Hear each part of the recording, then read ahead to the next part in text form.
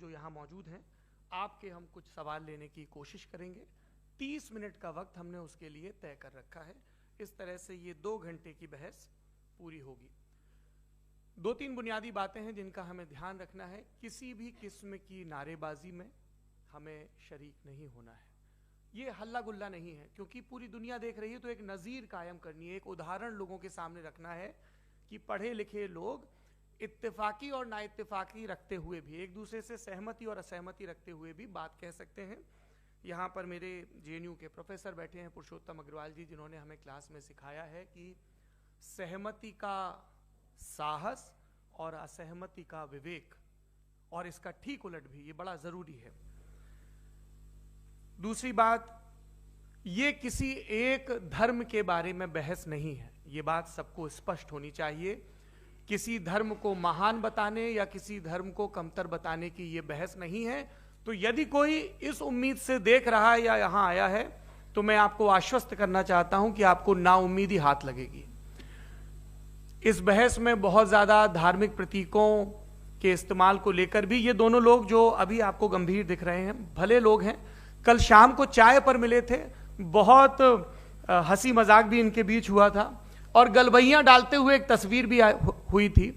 ये इस बात का प्रमाण है कि इंटरनेट पर जो हल्ला मचा हुआ है उसके मुकाबले ये दोनों लोग बहुत ही अच्छे शांत ढंग से बहस के लिए राजी हो गए हैं। ट्विटर की बातें ट्विटर तक सीमित, एलन मस्क आजकल उसको एक्स कहते हैं। और अब इस बहस की शुरुआत मैं इन विद्वानों का, हालांकि इनको परिचय की जरूरत नहीं, पर हो सकता है, हमें पत्रकारिता में सिखाया जाता है कि नेवर अज्यूम, विज्ञान भी यही कहता है।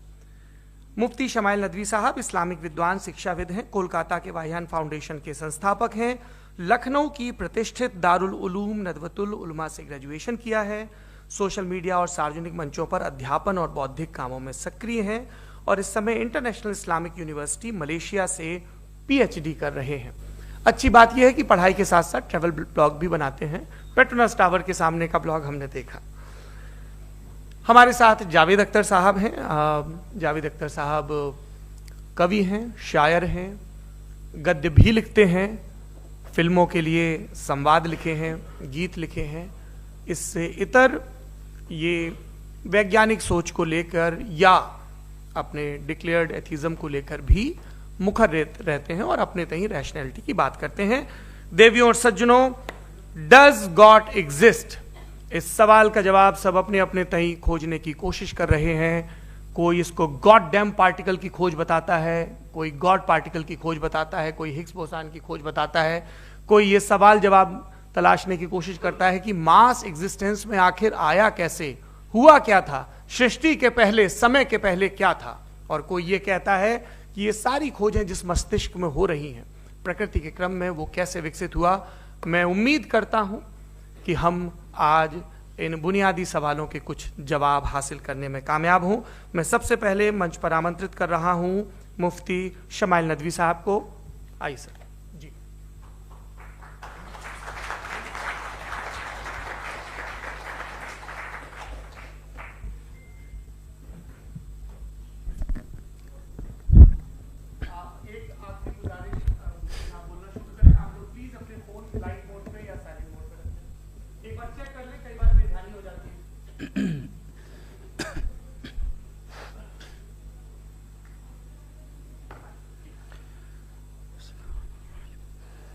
तमाम तारीफ़ें उस क्रिएटर के लिए जिसने इस यूनिवर्स को एक मकसद के तहत पैदा किया है। रिस्पेक्टेड जनाब जावेद अख्तर साहब, मिस्टर सौरभ द्विवेदी, और respected audience, thank you all for being here today. आज की डिबेट में चूंकि हम बात करने वाले हैं डज गॉड एग्जिस्ट के टॉपिक पर, तो ये एक ऐसा टॉपिक है जिसके मुताल्लिक कोई भी डिसीजन लेने के लिए अलग अलग स्टैंडर्ड्स हो सकते हैं।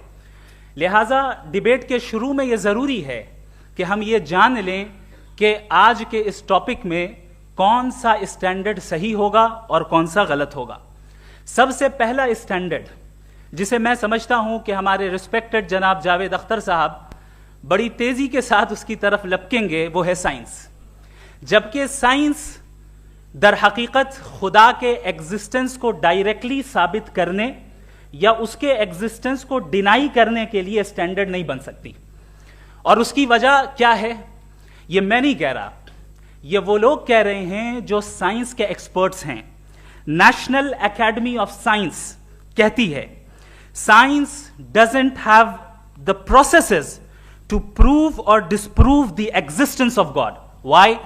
क्योंकि साइंस का ताल्लुक एम्पेरिकल एविडेंस से है और एम्पेरिकल एविडेंसेस का ताल्लुक हमारे नेचुरल और फिजिकल वर्ल्ड से है, जबकि गॉड नॉन फिजिकल और सुपर नेचुरल रियलिटी है।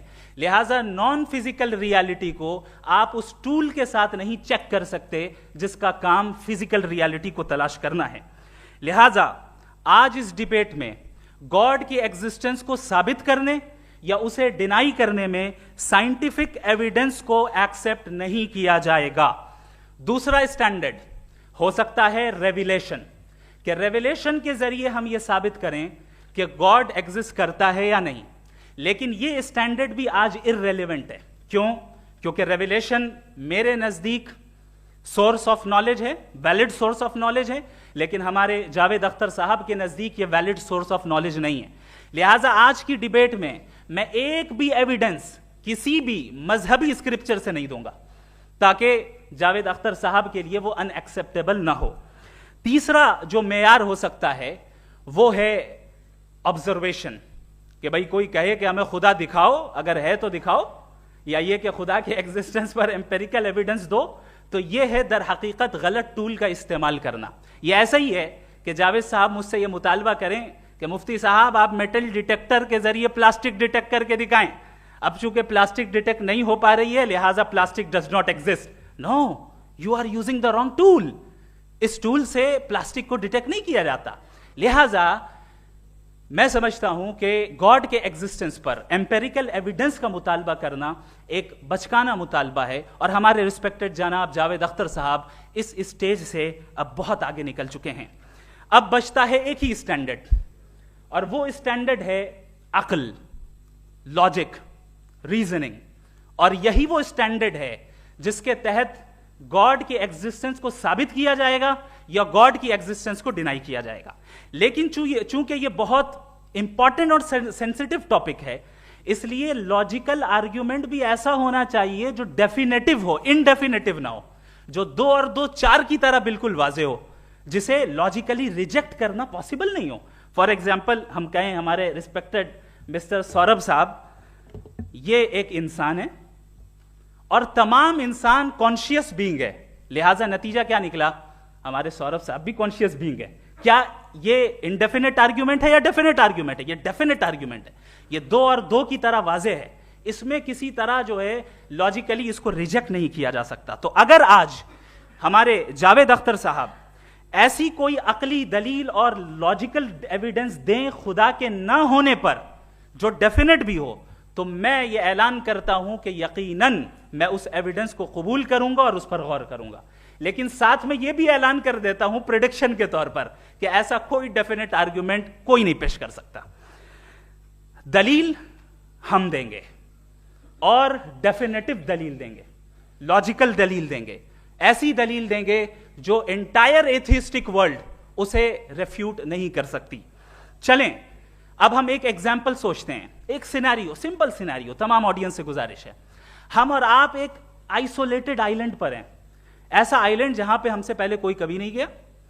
चलते चलते आपके सामने अचानक आपने देखा एक पिंक कलर की बॉल पड़ी हुई है।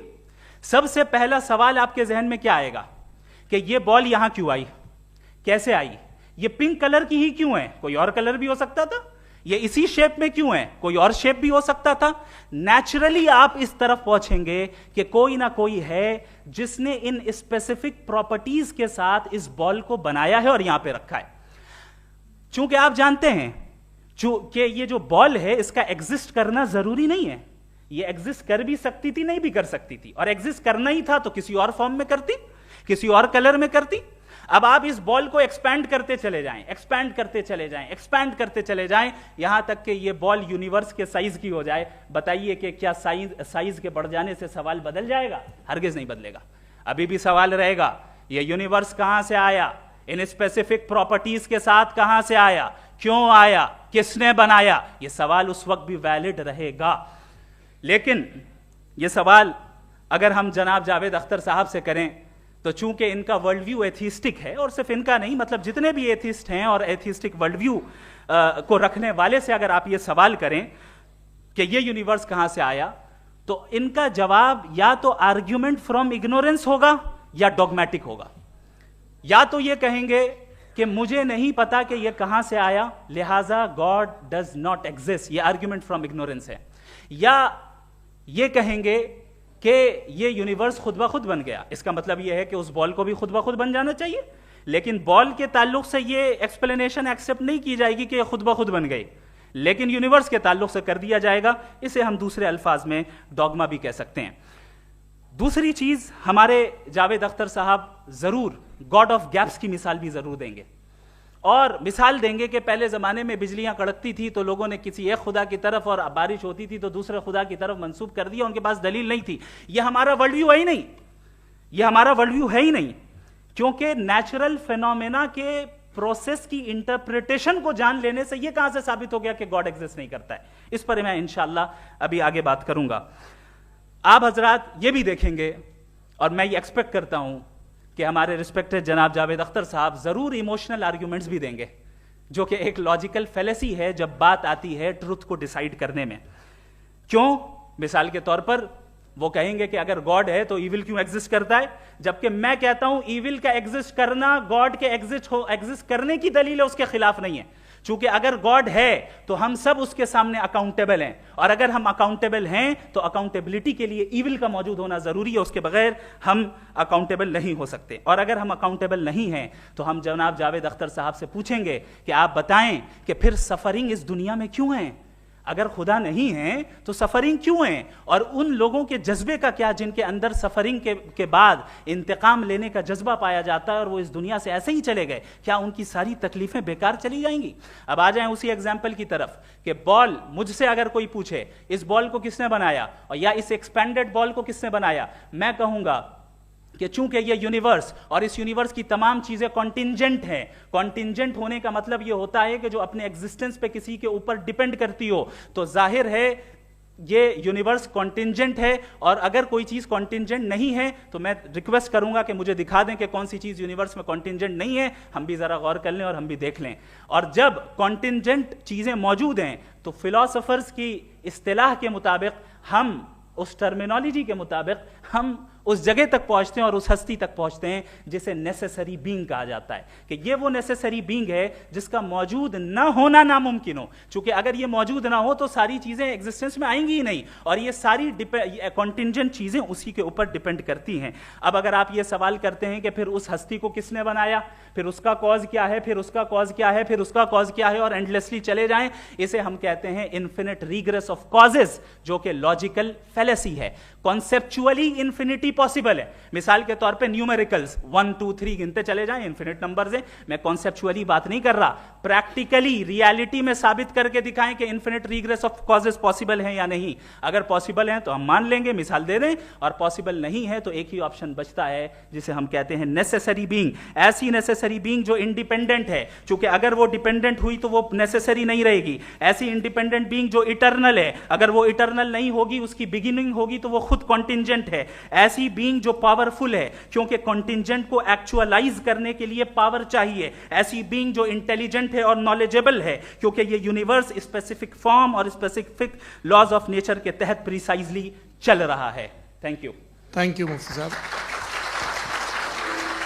मैं इन दलीलों के बाद जावेद अख्तर साहब से गुजारिश करूंगा, आप बैठ के बोलना चाहेंगे या आगे? जी।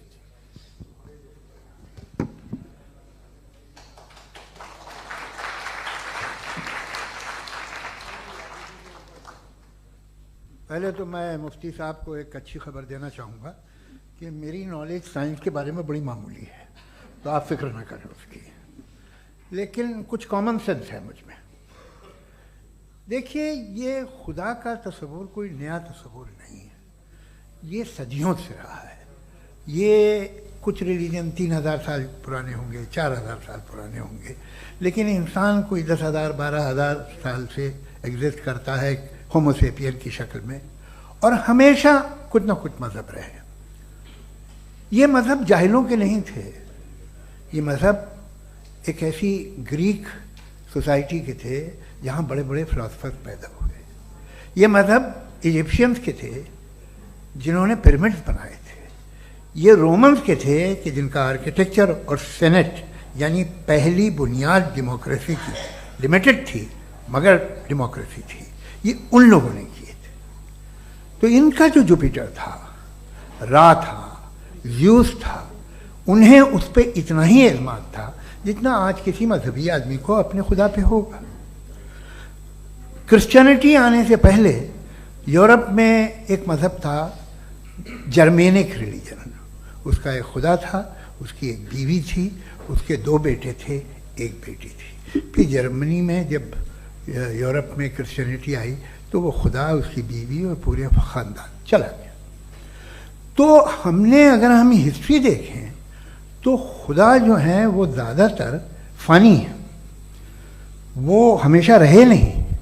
और वो जो लोग इन्हें मानते थे उनको आप कहें वो तो जाहिल थे, उन्हें तो कुछ पता ही नहीं था, ऐसा नहीं है। वो अपने वक्त में बड़े काबिल लोग थे और अपने वक्त में उन्होंने बड़े बड़े काम किए हैं, फिलोसफर्स थे, साइंटिस्ट थे।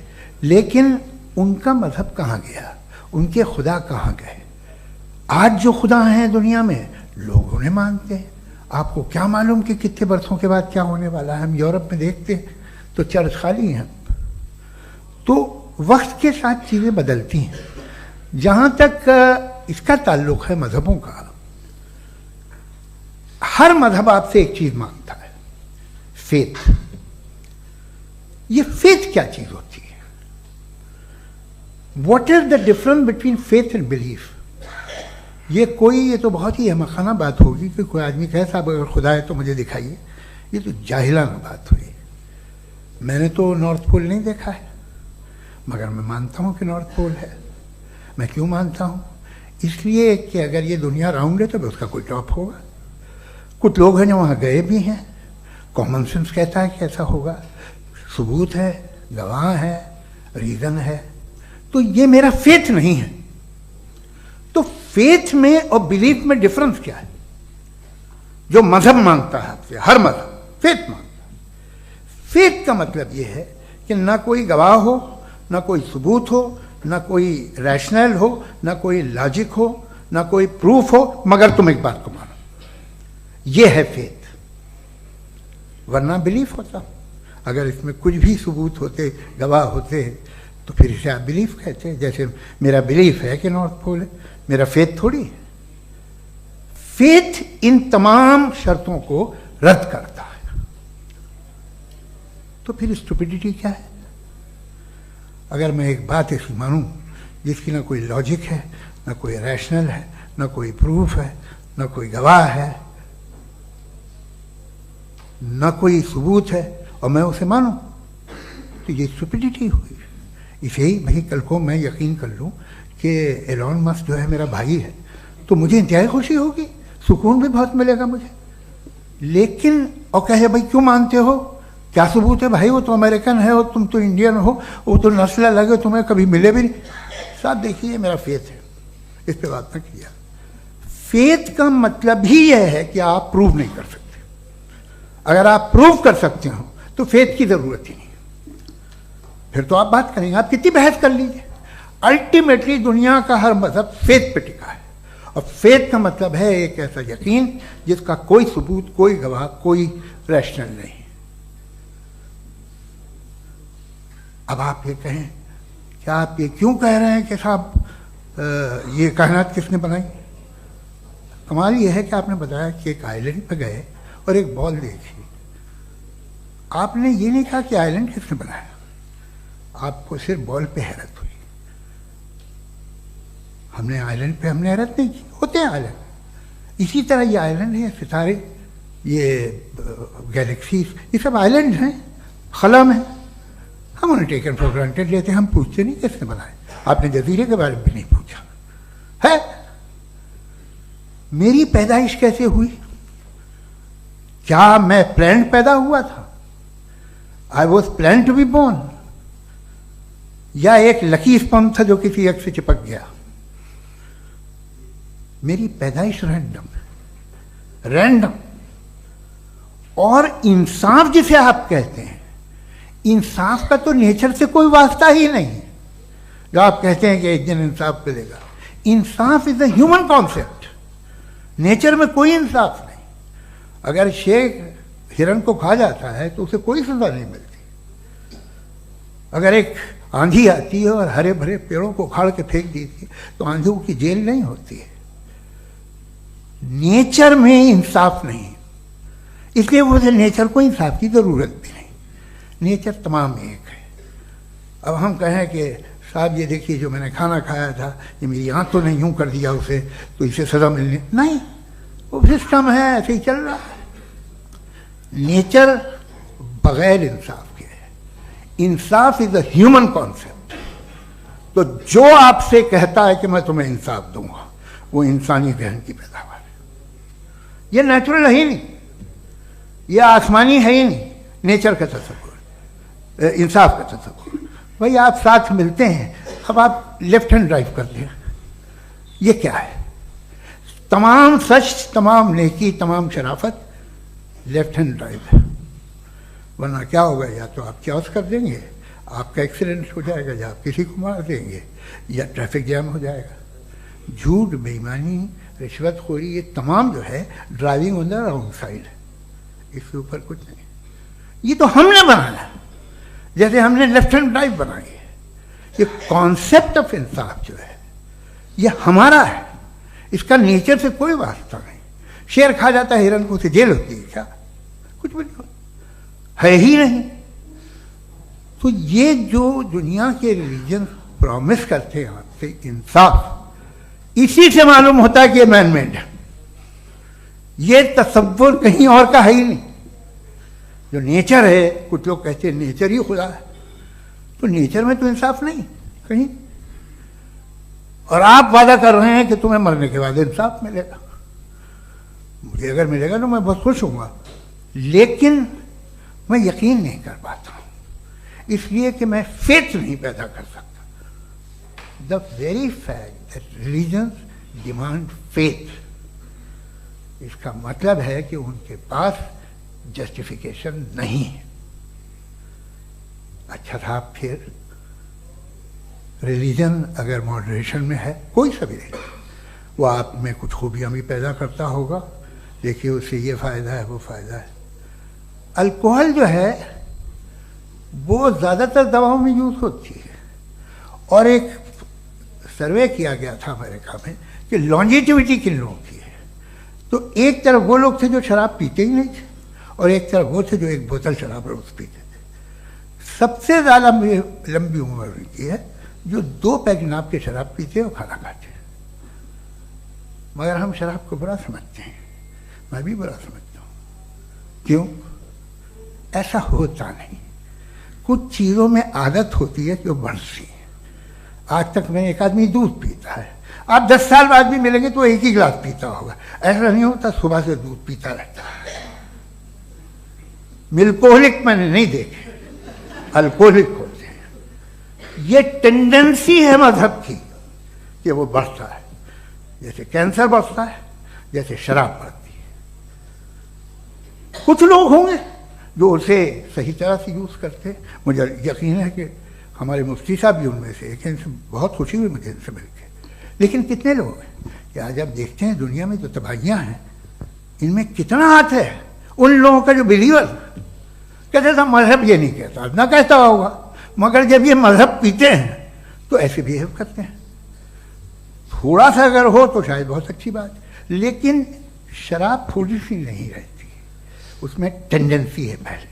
थोड़ा सा अगर 2-3 कैंसर के सेल हो ना बॉडी में तो आदमी स्लिम रहेगा, लेकिन वो 2-3 सेल नहीं रहते, वो मल्टीप्लाई होते हैं।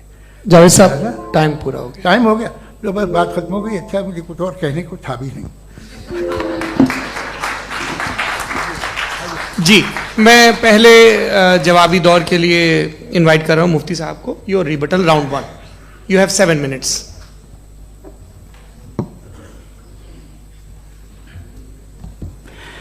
Thank you very much Javed साहब। आपकी बात को सुनकर बड़े महजूज हुए हम लोग। महजूज, do you understand? We enjoyed. Okay, अब थोड़ा सा लॉजिकली उसको हम लोग देखते हैं। दरअसल हम लोगों ने कल गुजारिश की थी मुफ्ती साहब से भी, जावेद साहब से भी, कि हिंदुस्तानी जबान आम फहम सबको समझ में आ जाए और जहां कहीं आप मुश्किल शब्द इस्तेमाल करें वहां बताते भी चलें। Thank you. तो सबसे पहले हमारे रिस्पेक्टेड जावेद साहब ने हवाला दिया कि खुदा फानी है। कितने मजहब आगे चले गए, किसी ने जुपिटर को खुदा माना, किसी ने किसी को माना। मैं कहता हूं जिसने कॉन्टिंजेंट चीज को खुदा माना, गलत माना, वो खुदा ही नहीं, वो खुदा ही नहीं है। हम तो नेसेसरी बीइंग को साबित करने बैठे हैं, वो नेसेसरी कॉज जो इटरनल है, जो अबदी भी है और अजली भी है। हम किसी और को साबित करने नहीं बैठे। दूसरी चीज उन्होंने कहा कि फेथ एंड बिलीफ, ये एक ऐसी डेफिनेशन है फेथ की जो इन्होंने पहली मर्तबा पेश की है, या माफ कीजिएगा इन्होंने पहली मर्तबा पेश नहीं की है, रिचर्ड डॉकिंस ने पहली मर्तबा पेश की है। मुझे मालूम है ये सोर्स कहां से है। एपिस्टेमोलॉजिकली फेथ और बिलीफ का फर्क आप इस तरह नहीं कर सकते सर। फेथ सही भी होता है, गलत भी होता है, बिलीफ सही भी होता है, गलत भी होता है। जो लॉजिक, रीजन और एविडेंस से बैक्ड होगा वो फेथ सही होगा। और आप जिस फेथ की बात कर रहे हैं कि इलॉजिकल है और उसके पीछे नहीं है, तो we are on the same page. हम नहीं मानते उस फेथ को, जो फेथ ऐसा हो जिसके पीछे कोई लॉजिक ना हो, एविडेंस ना हो, हम नहीं मानते। हम तो उस फेथ के कायल हैं जिसके पीछे लॉजिक हो और एविडेंस हो। तो बिलीफ सही भी होता है, गलत भी होता है, फेथ भी सही होता है और गलत भी होता है। तो आज फेथ और बिलीफ के डिफरेंस पे बात नहीं हो रही। आज आप चाहे फेथ एक्सेप्ट कर लें या बिलीफ एक्सेप्ट कर लें, आज ये बात होगी कि ट्रूथ क्या है, चाहे ट्रू बिलीफ सही है या ट्रू फेथ सही है, और फॉल्स फेथ क्या है और फॉल्स बिलीफ क्या है, बात इस पे हो रही। दूसरी चीज इन्होंने पूछा स्टुपिडिटी फिर क्या है। अगर फेथ रिलीजन स्टुपिडिटी नहीं है तो और क्या है? चूंकि फेथ का मुतालबा करते हैं तो स्टुपिडिटी क्या है? मैं कहता हूं स्टुपिडिटी एथिज्म है। उसकी वजह यह है कि आप एक सड़क पे जा रहे हो और आप किसी गार्डन में जाएं और देखें वहां लिखा है फूलों के साथ I love Javed Akhtar, and I really do, I love you sir. So जब आप वहां पर पहुंचे तो वहां पहुंचकर अब ये बताएं, क्या आप ये कहेंगे वाह व्हाट अ नेचुरल सिलेक्शन? ये क्या नेचुरल सिलेक्शन है? नहीं, ये प्रिसाइजली डिजाइंड है, इसके पीछे डिजाइनर है।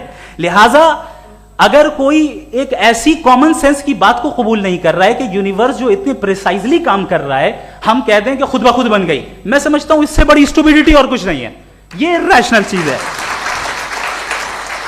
फिर हमारे सर ने कहा कि आपने बॉल पे फोकस किया, आइलैंड पे फोकस नहीं किया। अरे आइलैंड को किसने बनाया यही समझाने के लिए तो बॉल की मिसाल दे रहा हूं। और बॉल भी कॉन्टिंजेंट है, आइलैंड भी कॉन्टिंजेंट है, दोनों नेसेसरी बीइंग का मुतालबा करते हैं। आगे इन्होंने कहा कि नेचर में कोई इंसाफ नहीं है। हम डिसाइड करते हैं कि मोरालिटी क्या होती है, इंसाफ क्या होता है। हम डिसाइड करते हैं, जैसे ड्राइविंग सीट में ट्रैफिक वाला, ये तो किसी खुदा ने नहीं कहा, ये है, इसे कहते हैं फॉल्स इक्विवेलेंस। ये एक लॉजिकल फेलेसी है।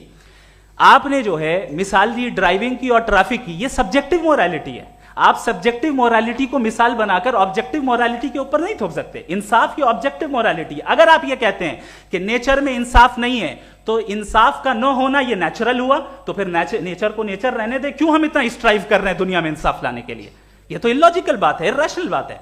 इसलिए बहुत सी चीजें ऐसी हैं जो ऑब्जेक्टिवली जो है इविल या गुड हैं, और बहुत सी चीजें ऐसी हैं जो सब्जेक्टिवली हैं। सब्जेक्टिवली जो मोरल होता है या इमोरल होता है, उसको हम सोशल कंसेंसस से या पर्सनल प्रेफरेंस से डिसाइड करते हैं। लेकिन जो ऑब्जेक्टिव मोरालिटी है, जिसमें इंसाफ आया, जो इन्होंने बार बार रिपीट किया, ये ऑब्जेक्टिव है, सब्जेक्टिव नहीं है। अगर आप कहते हैं ये सब्जेक्टिव है, तो मेरा सवाल आपसे यह है, क्या सोशल कंसेंसस के जरिए अगर जुल्म को सही करार दे दिया जाएगा तो आप जुल्म को जस्टिफाई करेंगे? दूसरी चीज इन्होंने यह कहा कि 2 पैक शराब पी लें तो वो उतने पे नहीं रहता, बढ़ जाता है। यही मामला मजहब के साथ है। 2 पैक आप पी लें, बढ़ेगा। तो ये एक ऐसी मिसाल है, इसको कहीं भी फिट कर लें कि आप एथिज्म पे जब फिट करें, जब आप 2 पैक एथिज्म का लेंगे ना, तो वो बढ़ बढ़ के नॉर्थ कोरिया बनेगा। Thank you.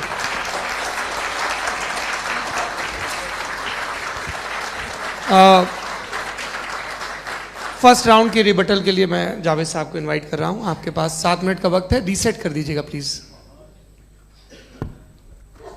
मुझे इस बात की खुशी है कि मुफ्ती साहब ने भी मान लिया कि नेचर में कोई इंसाफ नहीं है। तो कोई भी चीज़ जो इंसान ने नहीं बनाई है उसमें इंसाफ नहीं होता है। एक बात मैं आपसे अर्ज़ करूँ, जरा पता लगा लीजिएगा, ये जो आप बाग में जाते हैं बेहद खूबसूरत फूल देखते हैं ना, इनमें से कोई नेचुरल नहीं है। ये सारे फूल क्रॉस करके बनाए गए हैं। जो जंगल में फूल होते हैं नहायत मामूली होते हैं, ये फूल इंसानों ने बनाए हैं। जो आप बाग में देख के वाह वाह कहते हैं, ये इंसानों के बनाए हुए हैं। डिफरेंट फूलों को क्रॉस करके, डेवलप करके, फिर क्रॉस करके इस तरह से बनाए गए। नेचुरल फ्लावर नहीं। किसी जंगल वीरान में जाके आप गुलाब के फूल नहीं देखेंगे। ये सब बनाए हुए इंसान ने, बहुत से काम इंसान ने किए।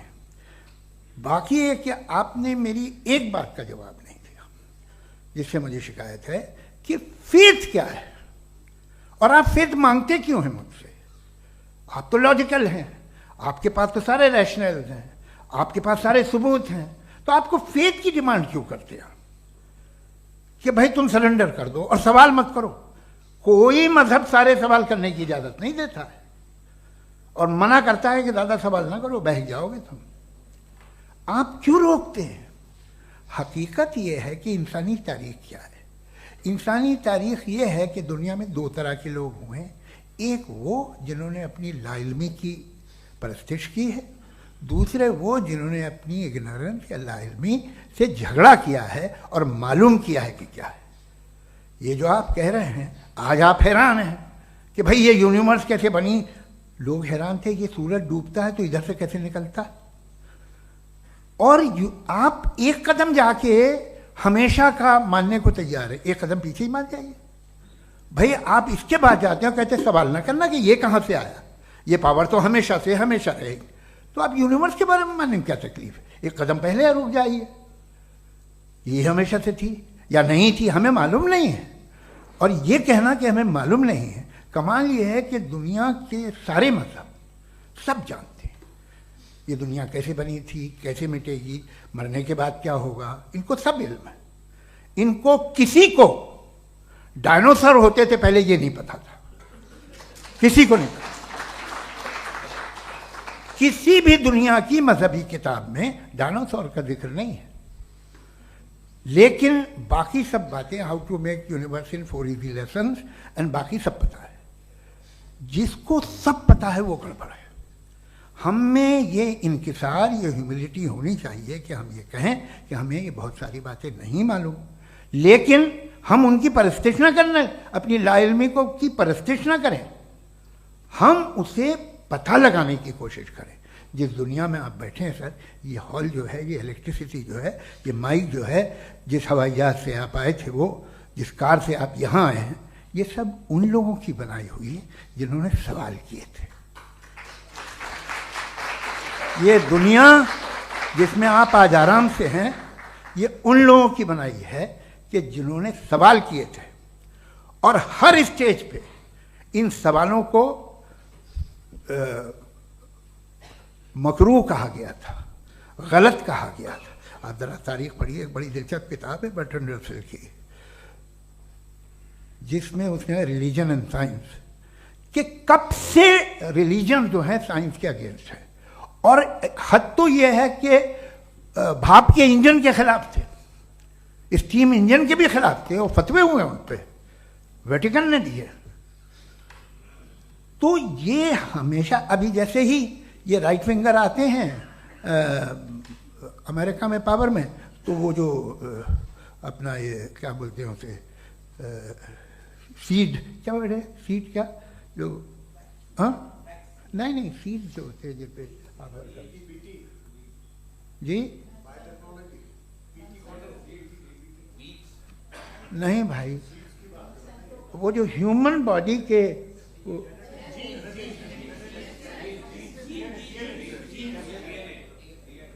उस पर रिसर्च बंद हो जाती है, रिपब्लिकन नहीं करने देते। अरे भाई इतना डर क्या है तुम्हें? एक ज़माने में बहुत नाराज थे ये सारे मजहबी लोग कि ये इंसान तो इंसान बनाने की कोशिश कर रहा है।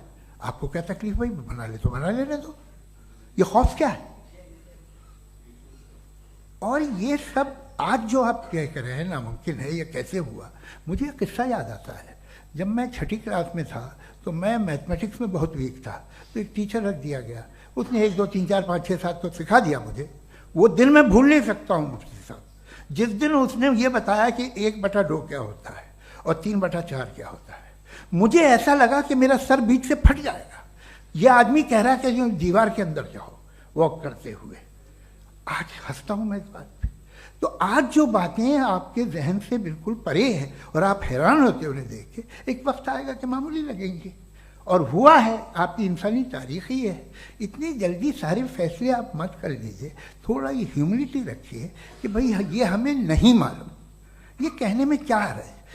ये यूनिवर्स कहाँ तक फैली, ये कब से है और कब तक रहेगी, हमें नहीं मालूम। आपने फैसला कर लिया कब बनी। ये आपके हिसाब से कोई 14 बिलियन ईयर बनी जो समझा जाता है। उससे पहले हजारों करोड़ों अरबों साल तक खुदा बैठा क्या कर रहा था? खामोश बैठा था, ऐसी जमाइयाँ ले रहा था। फिर उसे आइडिया आया, यार एक काम करते, वक्त अच्छा गुजर जाएगा, यूनिवर्स बना से। सोचिए, वो तो हमेशा से है ना, मगर यूनिवर्स हमेशा से नहीं है, ये तो बनाई गई है। और उससे पहले क्या था, इनका क्या काम था? कैसी बात है, ये बड़ा आसान है। जो बात हमें आज धीरे धीरे पता चली है, बरसों 2000 और 2500 साल पहले आपको किसी ने बता दिया कि क्या था, आप मान गए और तब से वही मान रहे हैं जो 2500 साल पहले कहा गया था। सब कुछ बदल गया है, सॉल्व हो रही हैं चीज़ें। अभी साइंस बिल्कुल दावा नहीं करती, या कोई फिलोसफर ये दावा नहीं करता कि हमें सब मालूम, बल्कि वो कहता है कि हमें जितना मालूम होता है उससे ये मालूम होता है कि हमें कितना कम मालूम। तो हम अपनी जहालत से लड़े, उसकी परस्तिश न करें। जी, टाइम है। Thank you so much.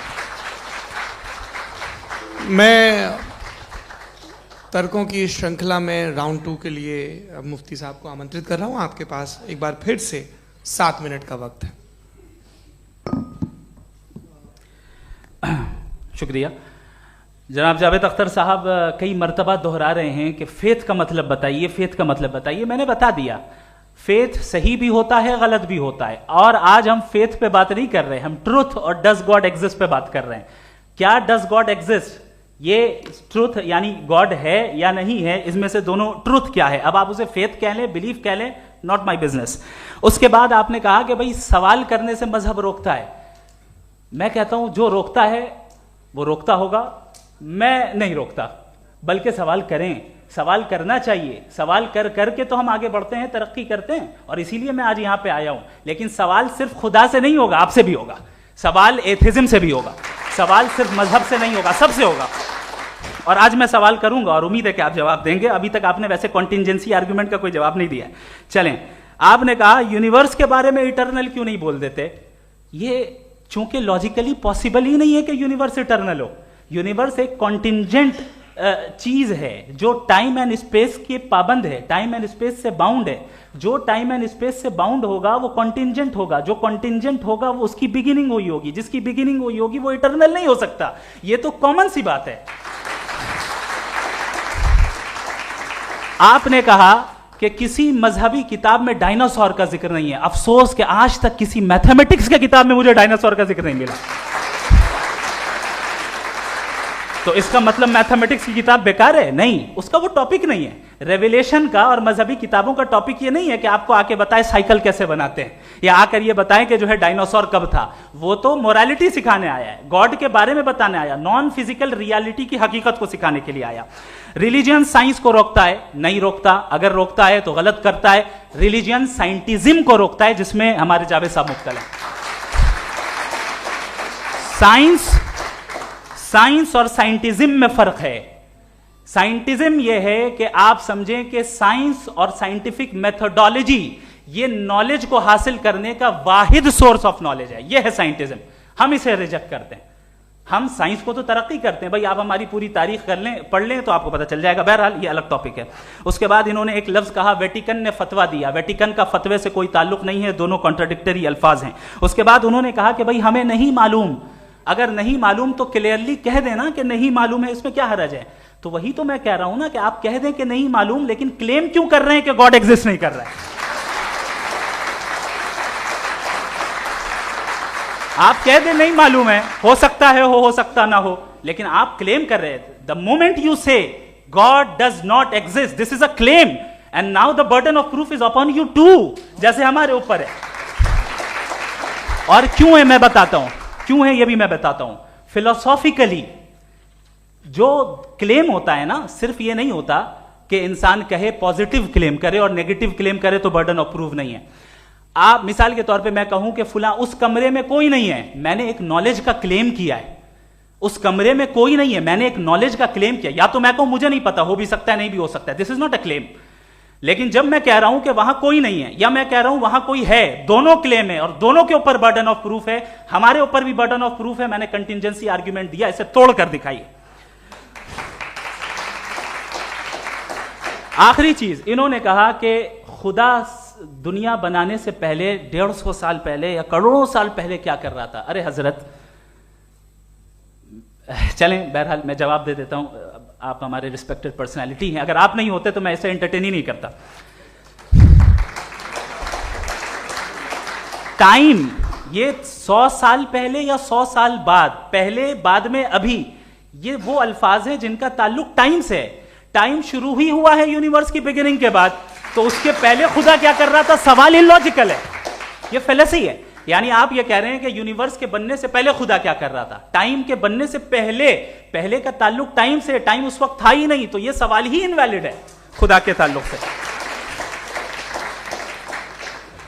दूसरी चीज, आर्ग्यूमेंट ऑफ कंटिजेंसी जो मैंने आपके सामने पेश की है, आपने बार बार ये प्रूफ किया और ये कह रहे हैं कि गॉड ऑफ गैप्स. देखिए पहले नहीं मालूम था, साइंस ने कर दिया. सिंपल्स की मिसाल से मैं समझा देता हूं. जिस गैप्स की आप बात कर रहे हैं ना, साइंस उन गैप्स को जिन चीज के जरिए भी प्रूव करेगा वो कॉन्टिंजेंट ही होगा. अब चाहे वो फोर्स हो, मैटर हो या एनर्जी हो. लिहाजा सवाल हमारा उस वक्त भी वैलिड होगा जब तक कि आप नेसेसरी बीइंग पे ना आ जाएं.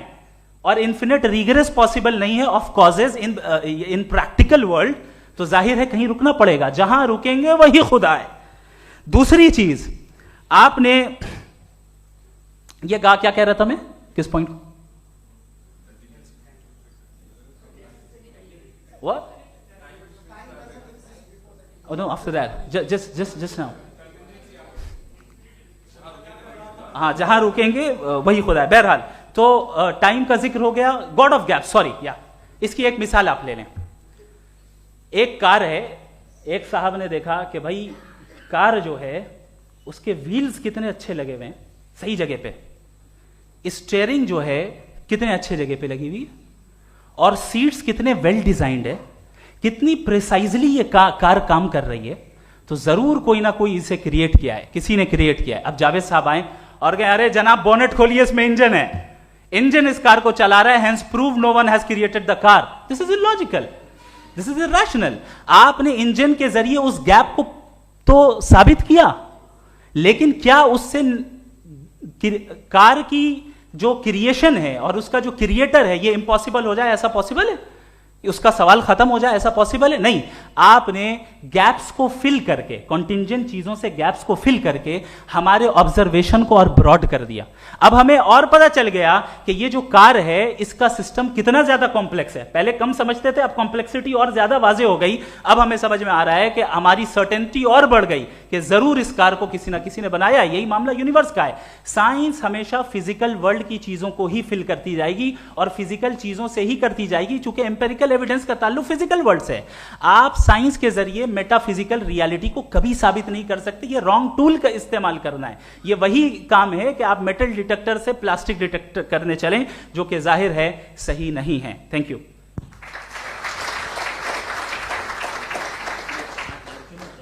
जी, ये आर्ग्यूमेंट का राउंड 2 है. हाँ. 7 मिनट है. पहले तो मैं आपसे अर्ज करूं कि आपने कहा कि जब कायनात ही नहीं थी तो वक्त भी नहीं था, कुछ भी नहीं था. कैसे नहीं था? खुदा था. एक एग्जिस्टेंस तो था ना खुदा का. तो जब खुदा था तो वक्त भी होगा. ऐसा नहीं कि कुछ भी नहीं था, खुदा था. अच्छा, बाकी एक आपने कहा साहब आप साबित कीजिए, आपके पास भी लॉजिक है या मेरे पास भी लॉजिक है. आप मेरा जिम्मेदारी नहीं है साबित करना कि खुदा है. बर्टन रसल ने बड़ी अच्छी बात कही. बर्टन रसल ने बड़ी अच्छी बात कही. मैं आपसे अगर ये दावा करूं कि एक चाय की केतली मरीख के चारों तरफ घूम रही है, मार्स के चारों तरफ, तो यह आपका काम नहीं है कि आप साबित करें कि कोई चाय की केतली नहीं है. ये मेरा काम है, मैंने दावा किया है। ये दावा तो मजहबी लोग करते हैं कि खुदा है, मैं क्यों साबित करूं कि नहीं है? जब तक आप मुझे कन्विंस नहीं कर देंगे मैं नहीं मानूंगा। आपकी जिम्मेदारी है, मेरी जिम्मेदारी नहीं है। दोयम ये कि ये जो आप कह रहे हैं, जो गैप्स हैं, ये गैप जब जब किसी मजहब को चैलेंज करते हैं, जब ऐसा कोई बात आती है तो हंगामा हो जाता है कि जब वो चैलेंज करें किसी फेथ को। ये तमाम साइंस जो है इसे मुख्तलिफ जगहों पे मुख्तलिफ वक्तों में मजहब ने रोकने की कोशिश की है। ये किताब है religion and science Bertrand Russell की, पढ़िएगा, अच्छी लगेगी आपको। तारीख ही है साइंस, मजहब की साइंस से उसका यही रिश्ता है। अच्छा, अब ये हम सोचें कि बहरहाल ये वजूद जो है मजहब और ये बिलीव इन गॉड इंसान को बेहतर बना देता है, तो एक काम कीजिए, हिंदुस्तान वर्ल्ड का नक्शा लीजिए और मार्क कीजिए कि रिलीजन कहाँ कहाँ ज़्यादा है, कहाँ कहाँ, चाहे वो लैटिन अमेरिका हो या मिडल ईस्ट हो या फार ईस्ट हो या हिंदुस्तान के वो इलाके जहाँ मजहबियत ज़्यादा है। रख दीजिए नक्शा अलग। अब दूसरा नक्शा कि कहाँ कहाँ नाइंसाफ़ी, रिप्रेशन, औरतों के हुकूक की पामाली, जुल्म, डिक्टेटरशिप कहाँ है, नक्शा एक ही होगा। तो आप मुझे बताएं कि जो इसका तरकीब इस्तेमाल क्या है, खुदा का तरकीब इस्तेमाल तो बताइए। आप छोटी सी दवा सड़क पे बेचते हैं, उसकी भी तरकीब इस्तेमाल बताते हैं। इसके इस्तेमाल से तो फायदे नहीं हुआ किसी को। जो सारे के सारे खराब मुल्क हैं, खराब समाज है, वो सारे जुल्म खुदा के नाम पे करते हैं। वो गलत करते हैं, सही करते हैं, मुझे क्या लेना देना उससे। इस्तेमाल से मालूम होता ना। एक विस्की की बोतल कभी शायद देखी हो आपने, लाल रंग की होती है, उस पर रोशनी और छपड़ा इंतहाई खूबसूरत लगती है, क्या बिगाड़ रही है किसी का? उसका इस्तेमाल गलत है, इसलिए आप उसे नापसंद करते हैं। इसका इस्तेमाल गलत है, इस तसव्वुर का इस्तेमाल ही गलत है और हमेशा से गलत हुआ है। आप देख लीजिए, इंसानी तारीख देख लीजिए, आज देख लीजिए, हिंदुस्तान देखिए, दुनिया देख लीजिए, क्या हो रहा है। इसे कैसे इस्तेमाल कर रहे हैं फेथ वाले लोग? क्या फेयर हैं, जस्ट हैं, जो अपने खुदाओं पे यकीन रखते हैं? वो किस तरह के लोग हैं? वो लोगों को इंसाफ देते हैं, वो बेहतर इंसान बने। तो इस दवा का फ़ायदा क्या है? चलो बहुत फ़ायदा हो रहा तो मैं इस्तेमाल कर लूँगा, मैं मुझे तो इस दवा का कोई फ़ायदा दिखता ही नहीं। मुझे तो ऐसा लगता, मैं एक और बात बताऊँ, अगर कोई आदमी मजहबी है और अच्छा आदमी है तो मैं उसकी बहुत इज्जत करता हूँ, इसलिए कि मेरा ख्याल है मजहबी आदमी का अच्छा होना मुझसे अच्छा होने से ज़्यादा मुश्किल है। भाई हर चीज़ की एक लिमिट है। आप इतना भाग सकते हैं, इतना नहीं भाग सकते, इतना वजन उठा सकते, इतना नहीं उठा सकते, इतना दूर देख सकते हैं, इतना दूर नहीं देख सकते। उसी तरह कॉमन सेंस कहता है कि आप में नेकी का भी एक कोटा होगा। अब आप अगर सुबह जाते हैं अपनी इबादत गाह और इबादत करते हैं तो बाहर निकलते हैं तो आप तो यही महसूस करते हैं कि आपने एक बहुत अच्छा काम किया, आपकी नेकी का एक बहुत बड़ा कोटा खर्च हो गया जिससे किसी का कोई फ़ायदा नहीं हो। मैं तो नहीं जाता हूँ तो मुझे तो किसी को खाना खिलाना पड़ेगा, किसी बेवा की मदद करनी पड़ेगी। मैं अपना कोटा कैसे कंज्यूम करूँ? आप अपना कोटा सारे मजहबी लोग इंतहाई यूजलेस कामों में यूज़ करते हैं। उसके बाद भी अगर आप में बच्ची है थोड़ी सी शराफत तो भाई वाह क्या बात है।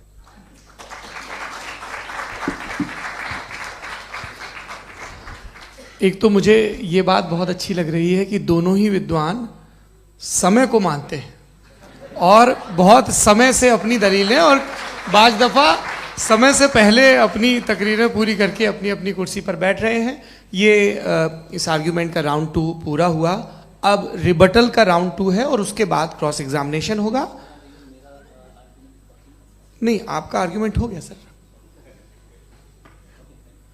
हमारे यहाँ स्कूल के सिलेबस में पंच परमेश्वर कहानी पढ़ाई जाती है, प्रेमचंद जी की लिखी हुई। आप निश्चिंत रहिए, आपके कोई राउंड में मिस नहीं होने दूंगा। रिबटल का राउंड 2 मुफ्ती शमाइल नदवी साहब।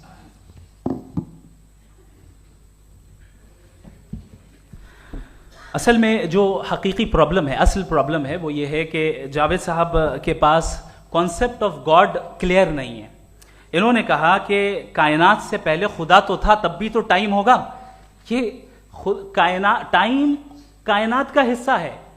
हम खुदा, उस खुदा को मानते हैं नेसेसरी बीइंग का टाइमलेस होना जरूरी है, चूंकि वो टाइम का क्रिएटर है। जब उसने टाइम को क्रिएट किया तो वो खुद टाइम पे कैसे होगा? उसने जब स्पेस को क्रिएट किया तो खुद स्पेस में कैसे होगा? अगर वो टाइम एंड स्पेस को पहले से ही उसका पाबंद है तो फिर किस चीज को उसने क्रिएट किया? लिहाजा ये सवाल गलत है कि खुदा था तो टाइम होगा, बिल्कुल नहीं। टाइम के पाबंद हम है, खुदा नहीं है। हम फिजिकल वर्ल्ड से ताल्लुक रखते हैं, वो मेटाफिजिकल रियलिटी है।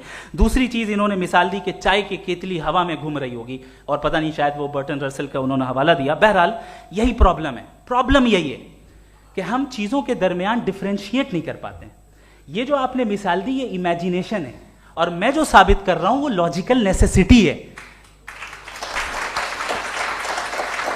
आप इमेजिन करना है तो कुछ भी करें, जुपिटर में पिंक एलिफेंट होगा, यूनिकॉर्न होगा, करें, उससे कायनात पे क्या फर्क पड़ता है? उससे आप लॉजिकल नेसेसिटी साबित नहीं कर सकते। मैं तो उस प्राइम कॉज की बात कर रहा हूं, उस नेसेसरी बीइंग की बात कर रहा हूं जिसके बगैर इस कायनात का एग्जिस्टेंस मुमकिन नहीं है। दूसरी चीज, मजहब को साइंस चैलेंज करती है वगैरह वगैरह, ये हमारा टॉपिक ही नहीं है। मैं इस पे बात करूंगा तो फिर मेरा वक्त चला जाएगा। मजहब के ऊपर चूंकि हमारी डिस्कशन नहीं है, साइंस को मजहब और बिलखुसूस मैं और हमारा वर्ल्ड व्यू कम अज कम साइंस को पीछे नहीं करता है, साइंटिज्म की मजम्मत करता है। इसकी वजाहत मैंने पहले कर दी। दूसरी चीज इन्होंने कहा वर्ल्ड का नक्शा लीजिए, वर्ल्ड मैप लीजिए, दो अलग अलग जगह की। हजरत मैंने ये होमवर्क किया था, और मैंने मिडिल ईस्ट का एक नक्शा लिया और यूरोप का एक नक्शा लिया। ये मजहबी इलाका और ये लिबरल और एथीस्ट इलाका। मुझे पता चला कि सबसे ज्यादा रेप केसेस जो हैं वहां पर हैं।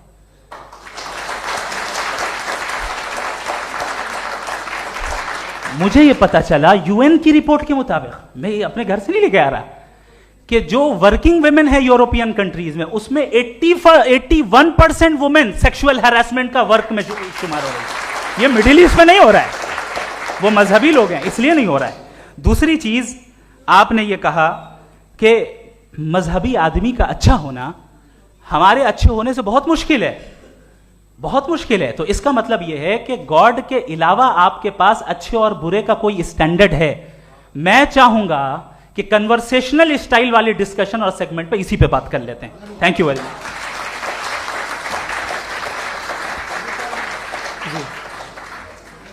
ये रिबटल का राउंड 2 है। आपके पास 5 मिनट का वक्त है, और इसके बाद क्रॉस एग्जामिनेशन शुरू करेंगे। आप चाहें तो जो इन्होंने सवाल पूछे उनके जवाब आप रिबटल में भी दे सकते हैं। जी जी, देखिए, पहले तो ये बात कि ये मिसाल गलत नहीं है, गलत है।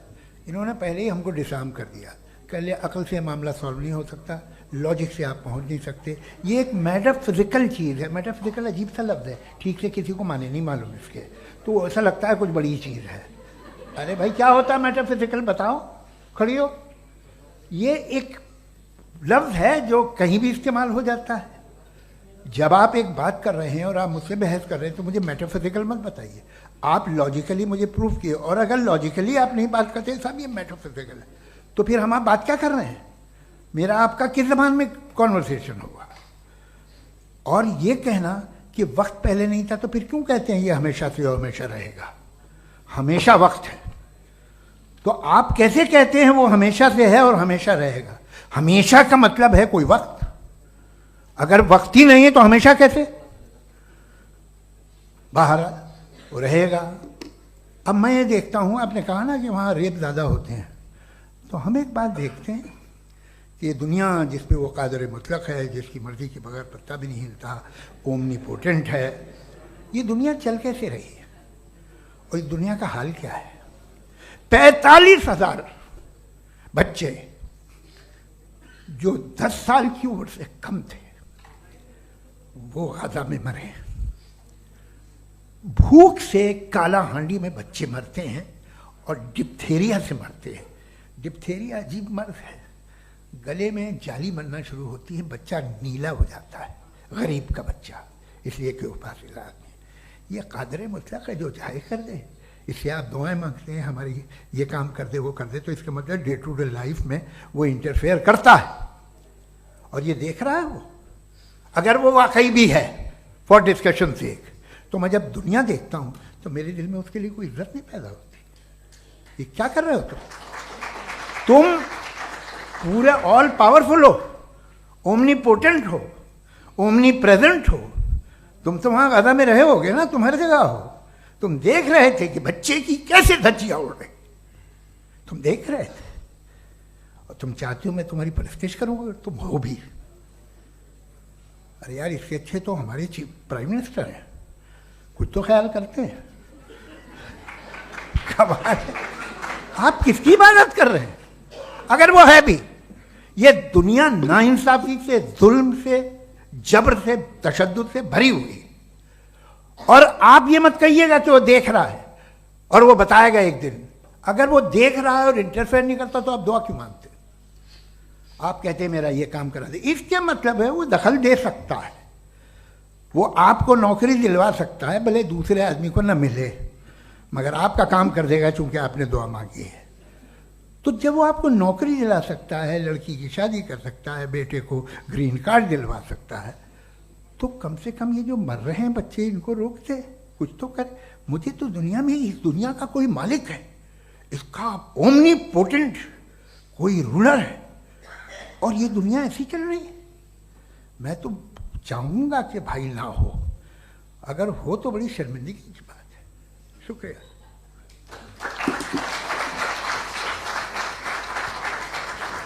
देवियों और सज्जनों, इस बहस के 2 राउंड और 2 रिबटल पूरे हो चुके हैं। अब सबसे ज़रूरी और सबसे मुश्किल राउंड शुरू हो रहा है, क्रॉस एग्जामिनेशन का। अब इन विद्वानों की सज्जनता की एक परख भी होगी, और वक्त हमने 16 मिनट का तय किया है। पहला सवाल आप पूछना चाहेंगे? जी बिल्कुल। पहले बोले भी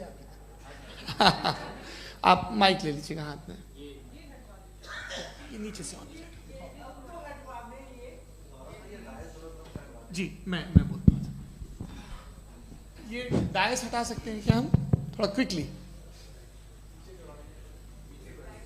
डायस पीछे कर दीजिए बस थोड़ा सा, है, ताकि ये जो दाएं बाएं लोग बैठे हैं, इसे हटा ही दीजिए। अब हम वहाँ तो जाने वाले नहीं। आराम से आराम से दोनों तरफ से हटा दीजिए।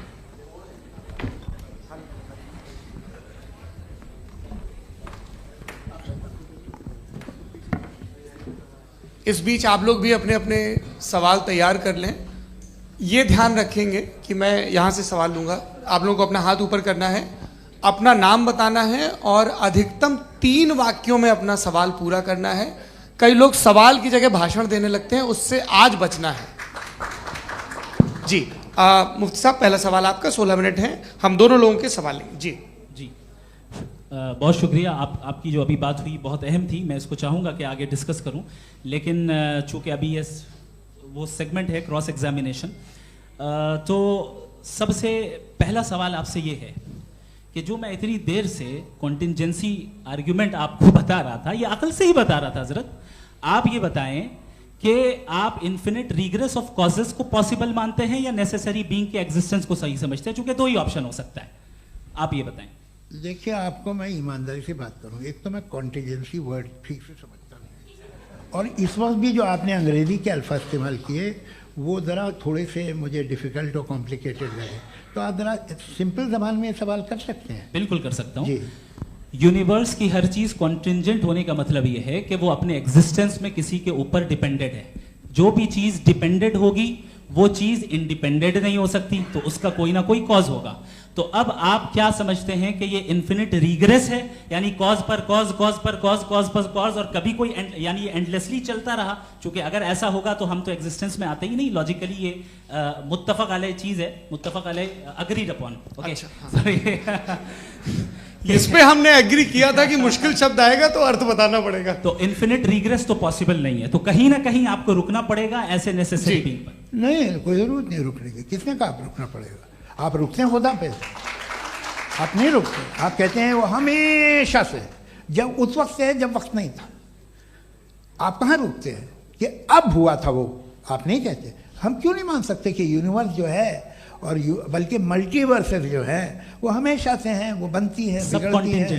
एक हमारे यहाँ एक चीज़ है ब्लैक होल, वो समेट लेता है वापस, फिर ब्लास्ट होता है, फिर फैल जाता है। और इसमें हमारी तो खैर कोई औकात ही नहीं है इंसान की। एक छोटे से ज़र्रे पे हम 50-60 साल की उम्र रखते हैं, जो करोड़ों अरबों साल की कायनात है उसमें, और पैदा भी नहायत ही बेहुदा वजह से हुए थे।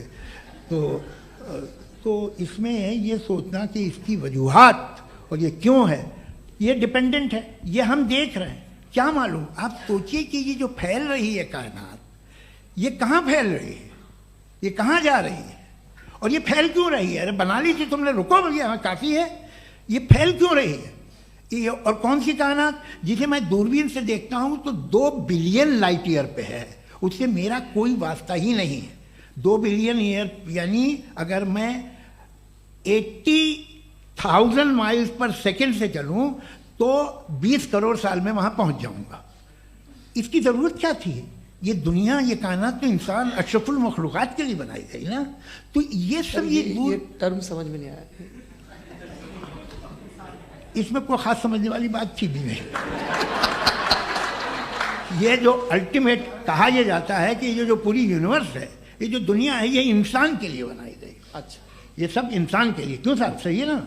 बिल्कुल, लेकिन इसका ये मतलब नहीं कि किसी चीज के पीछे रीजन आपको नहीं पता तो रीजन नहीं है, इसे कहते हैं नहीं, मुझे नहीं पता, लेकिन मेरी जिम्मेदारी नहीं है। वो बिल्कुल सही कहा था उसने, बर्टन रसल ने, आपने उसे मजाक में टाल दिया कि भाई आप एक दावा कर रहे हैं, मैं क्यों कहूं कि ये गलत है दावा? आप प्रूफ कीजिए, मेरे पे जिम्मेदारी ही नहीं है, मैंने थोड़ी कहा है। आप प्रूफ कीजिए कि ये सही है। आप आर्ग्यूमेंट ऑफ कंटिंजेंसी का जवाब ही नहीं दे रहे हैं। सवाल पूछना चाहेंगे? आप सवाल पूछना चाहेंगे मुफ्ती साहब से? क्योंकि ये क्रॉस एग्जामिनेशन का दौर है। आप जैसे पहले बोल रहे थे फेथ को लेके कुछ, मैं ये पूछना चाहूँगा कि खुदा ने जो भी रेवलेशन किए हैं, एक मज़हब के लिए बहुत से मज़हबों में किए हैं, अलग अलग रेवलेशन है। कहीं कुछ एक बातें हैं, कॉन्ट्रडिक्शन भी है आपस में, कहीं कुछ आप कर सकते हैं, कहीं कुछ नहीं कर सकते। ऐसा नहीं है कि सबकी कोड ऑफ मॉरल एक है। तो ये किस्सा क्या है? अब आप ये देखिए कि मुझे कभी कभी लगता है कि जो फुटबॉल फाइनल होता है, लाखों लोग होते हैं, फिर वो टीवी कवर कर रही करोड़ों लोग, अगर उसमें खुदा की एक बूमिंग आवाज़ आ जाती, मैं गॉड हूँ, तो सारे लोग अभी सुन लेते और टीवी पे भी सुन लेते, किस्सा खत्म होता। ये इतनी राजदारी क्या है कि तुम सामने कुछ तो सबूत दे दो हमें सॉलिड। ये कह साहब ये यूनिवर्स कैसे बनी, इससे मसला क्या हल होगा? मैं पूछूंगा आपसे खुदा कैसे बना? क्यों नहीं पूछूंगा कैसे बना?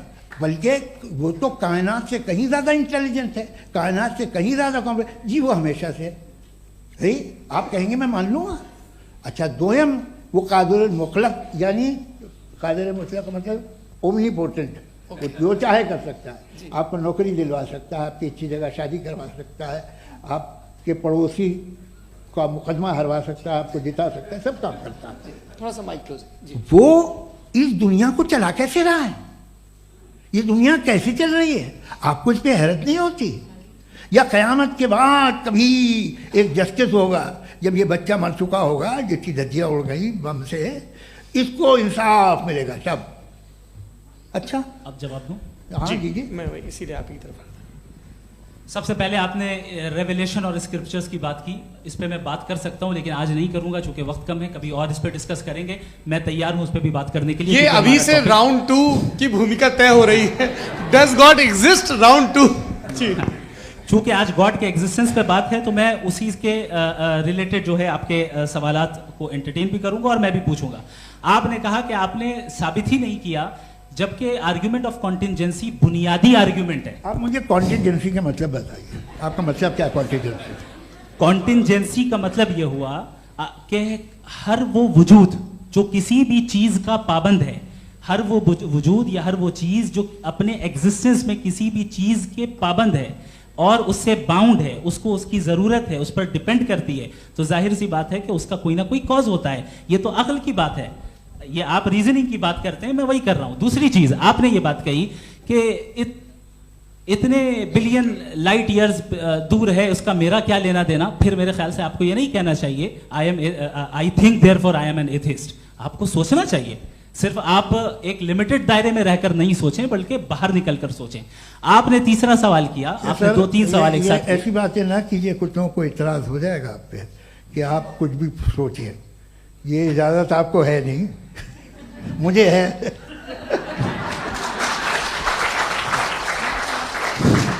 जी, आपने प्रॉब्लम ऑफ इविल के ताल्लुक से सवाल किया और बार बार आप एक लफ्ज रिपीट कर रहे हैं कि ओमनीपोटेंट गॉड है। ऑल पावरफुल गॉड है।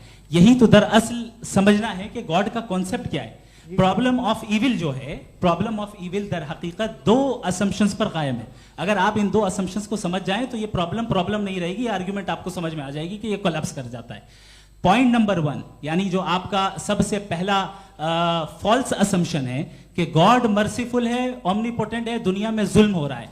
लेकिन आपको यह समझना चाहिए कि हमारे वर्ल्ड व्यू के मुताबिक गॉड सिर्फ ओमनीपोटेंट और सिर्फ मर्सीफुल नहीं है, बल्कि वो ऑल वाइज भी है और वो ऑल नोइंग भी है। उसके हर काम के पीछे हिकमत और विजडम है। ये कोई जरूरी नहीं है कि वो हिकमत और विजडम आपको समझ में आए या मुझे समझ में आए। अगर आप जो समझ रहे हैं उसके मुताबिक आप फैसला कर रहे हैं, ये लिमिटेड पर्सपेक्टिव से आर्गुमेंट है। और इस चीज को हम अपनी दुनिया में, अपने लाइफ में, डेली लाइफ में इस प्रिंसिपल को एक्सेप्ट करते हैं। हम जब किसी डॉक्टर के पास जाते हैं, डॉक्टर के पास जाकर वो अगर उसने हमें कोई दवाई दी है तो हम ये तो नहीं कहते कि जब तक आपके पास जितना नॉलेज और जितना विजडम नहीं है, आपने क्यों ये दवाई दी है, तब तक हम इस चीज को एक्सेप्ट नहीं करेंगे।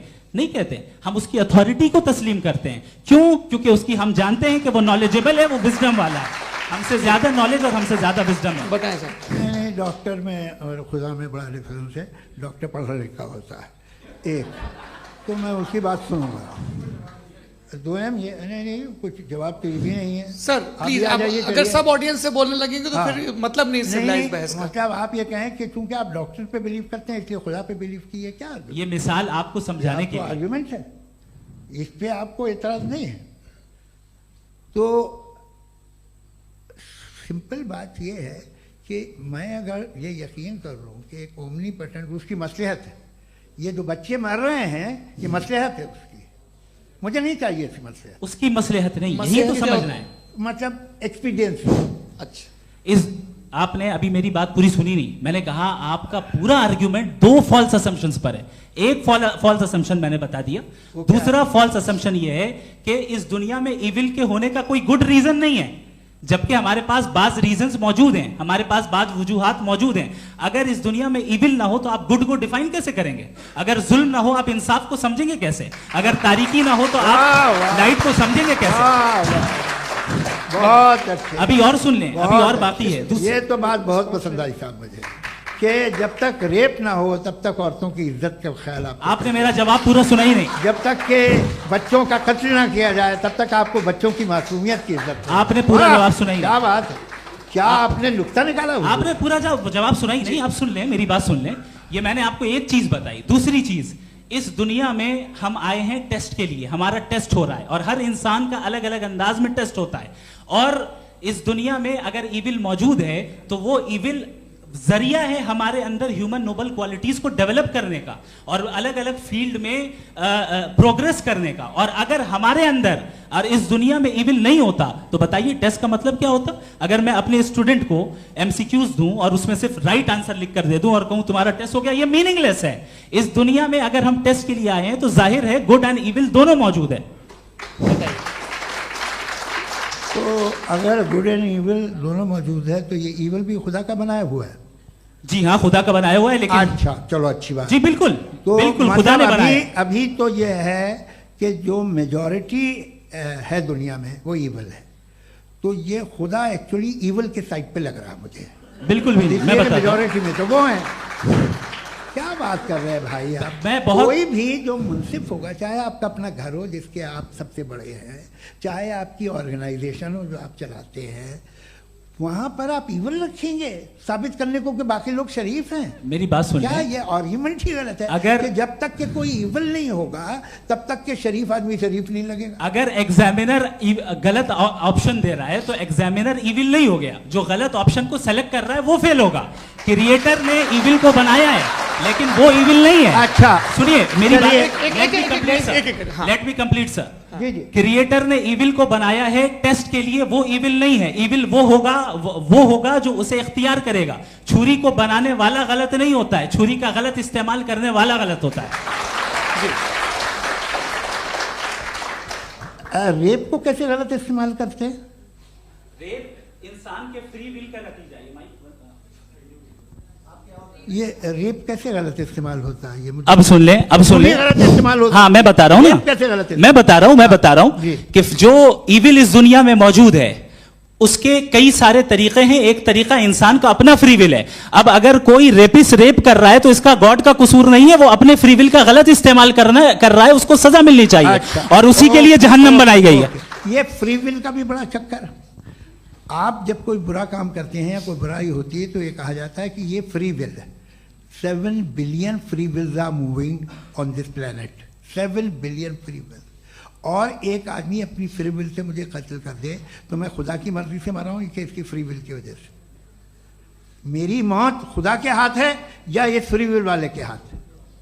खुदा ने फ्री विल का निजाम बनाया है और उस निजाम का गलत इस्तेमाल करके कोई आपको मार रहा है, इस्तेमाल करके मेरा कत्ल कर देता है। अब मेरी मौत का जिम्मेदार कौन है? वो इंसान जिम्मेदार है। वो इंसान जी। तो ये कहना कि और उसको सजा मिलेगी। तो अब आप आगे चलिए कि ये तय करना कि अल्लाह ही या अल्लाह ने खुदा ही जिंदगी देता है, खुदा ही मौत देता है, ये गलत है। बिल्कुल गलत नहीं है। हाँ, नहीं, निजाम उसी ने बनाया फ्री विल का। निजाम मौत और हयात का उसी ने बनाया। You are contradicting yourself. अभी आपने कहा कि एक आदमी ने फ्री विल से आपको मार दिया, इसमें उसे फ्री विल दी गई थी, उसने गलत इस्तेमाल किया। 7 billion free wills are moving on this planet और आप चाह रहे हैं कि मैं सिर्फ खुदा का ध्यान करूं। ये 7 बिलियन फ्री विल्स को मुझे लुक आफ्टर करना पड़ेगा कि नहीं? ये तो तबाहियां कर रही हैं और तबाहियां ज्यादा हो रही हैं। बिल्कुल। तो अगर आप बताएं अगर खुदा नहीं है फॉर एग्जाम्पल, तो आप इविल को कैसे डिसाइड करेंगे? यानी how can you define evil objectively without God? देखिए, दुनिया में 2 तरह के जानवर हैं। एक जो अकेले रहते हैं जंगल में और एक जो ग्रुप्स में रहते हैं। ग्रुप में जो भी रहेगा, चाहे वो आपका फाउंडेशन हो, चाहे कोई क्लब हो, चाहे कोई पॉलिटिकल पार्टी हो, चाहे कोई यूनिट हो, उसमें आपको इंटरैक्ट करने के रूल बनाने पड़ेंगे। यानी लोग तय करेंगे। लोग तय करेंगे। अगर लोगों ने यह तय किया कि किसी का रेप करना सही, आप जस्टिफाई करेंगे? नहीं, आपका फाउंडेशन तो ये हो गया ना कि लोग ही विल डिसाइड करेंगे। नहीं, अरे दुनिया में ऐसे ग्रुप्स हैं जो रेप को जायज़ मानते हैं सर्टेन हालात में। मैं डिटेल में नहीं जानूंगा, आप भी जानते हैं। ये जो आईसिस वाले थे जिन्होंने क्या किया था, तो उन्होंने क्या किया उसका खुदा से कोई ताल्लुक नहीं है सर। मैंने सिंपल सवाल किया कि इविल को आप डिफाइन करते कैसे हैं? आइए वापस आइए जी। आप साथ में तभी रह सकते हैं जब कुछ आप ऐसे उसूल डेवलप करें जिसमें हर एक का बेसिक तहफ़्फ़ुज़, हर एक का बेसिक राइट हो और हर एक को कोई आराम मिले। यही तरीका है किसी भी ऑर्गेनाइजेशन जिसमें एक से ज़्यादा लोग हैं और वो ऐसे चलती है ज़िंदगी। उसमें अगर आप गड़बड़ करेंगे तो तबाही होगी, नुकसान होगा, बर्बादियाँ आएंगी। और अगर उसमें आप घर ले लीजिए ना, एक हस्बैंड है, एक वाइफ है, बच्चे हैं, वालदा भी हैं, 2 बहनें भी हैं, एक भाई भी है। अब इसमें कोई निज़ाम आपको चाहिए साथ में रहने का और एक दूसरे पे भरोसा रहे, एक दूसरे के बहीख्वाह हों, एक दूसरे की मदद करें, ऐसी जिंदगी। सर आपकी बात आ गई। आप ये कह रहे हैं कि लोग डिसाइड करेंगे क्या सही है क्या गलत है, यही है? मेजॉरिटी डिसाइड करेगी क्या सही है क्या गलत है? अरे भाई बिल्कुल। मेजॉरिटी अगर ये कहे कि नाजी जर्मनी के साथ जिस तरह मेजॉरिटी थी कि जेनोसाइड करना सही, आप जस्टिफाई करेंगे? उस वक्त आपका ये सवाल सिर्फ उसके बाद क्लोजिंग। हाँ, उस वक्त प्लेनेट पे जो लोग थे उनमें कितने लोग हिटलर को सही समझते? अच्छा, प्लेनेट की मेजॉरिटी तय करेगी, सोसाइटी की नहीं। प्लेनेट की मेजॉरिटी गॉड के एग्जिस्टेंस को सही मानती है, आप क्यों नहीं मानते?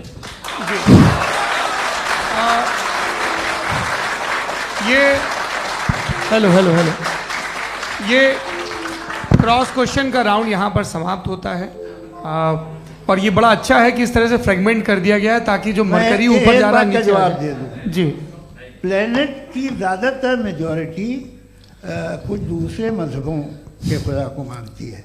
आप उन्हें क्यों नहीं? आप तो मेजॉरिटी की बात कर रहे हैं। अच्छा, ये क्लोजिंग आप ये कह रहे हैं इविल और गुड को डिसाइड मेजॉरिटी करेगी। मेजॉरिटी जो कर दे वो सही हो जाएगा। क्लोजिंग इसको जैसा आप ही लोगों ने तय किया है उसी फॉर्मेट को फॉलो कर लेते हैं।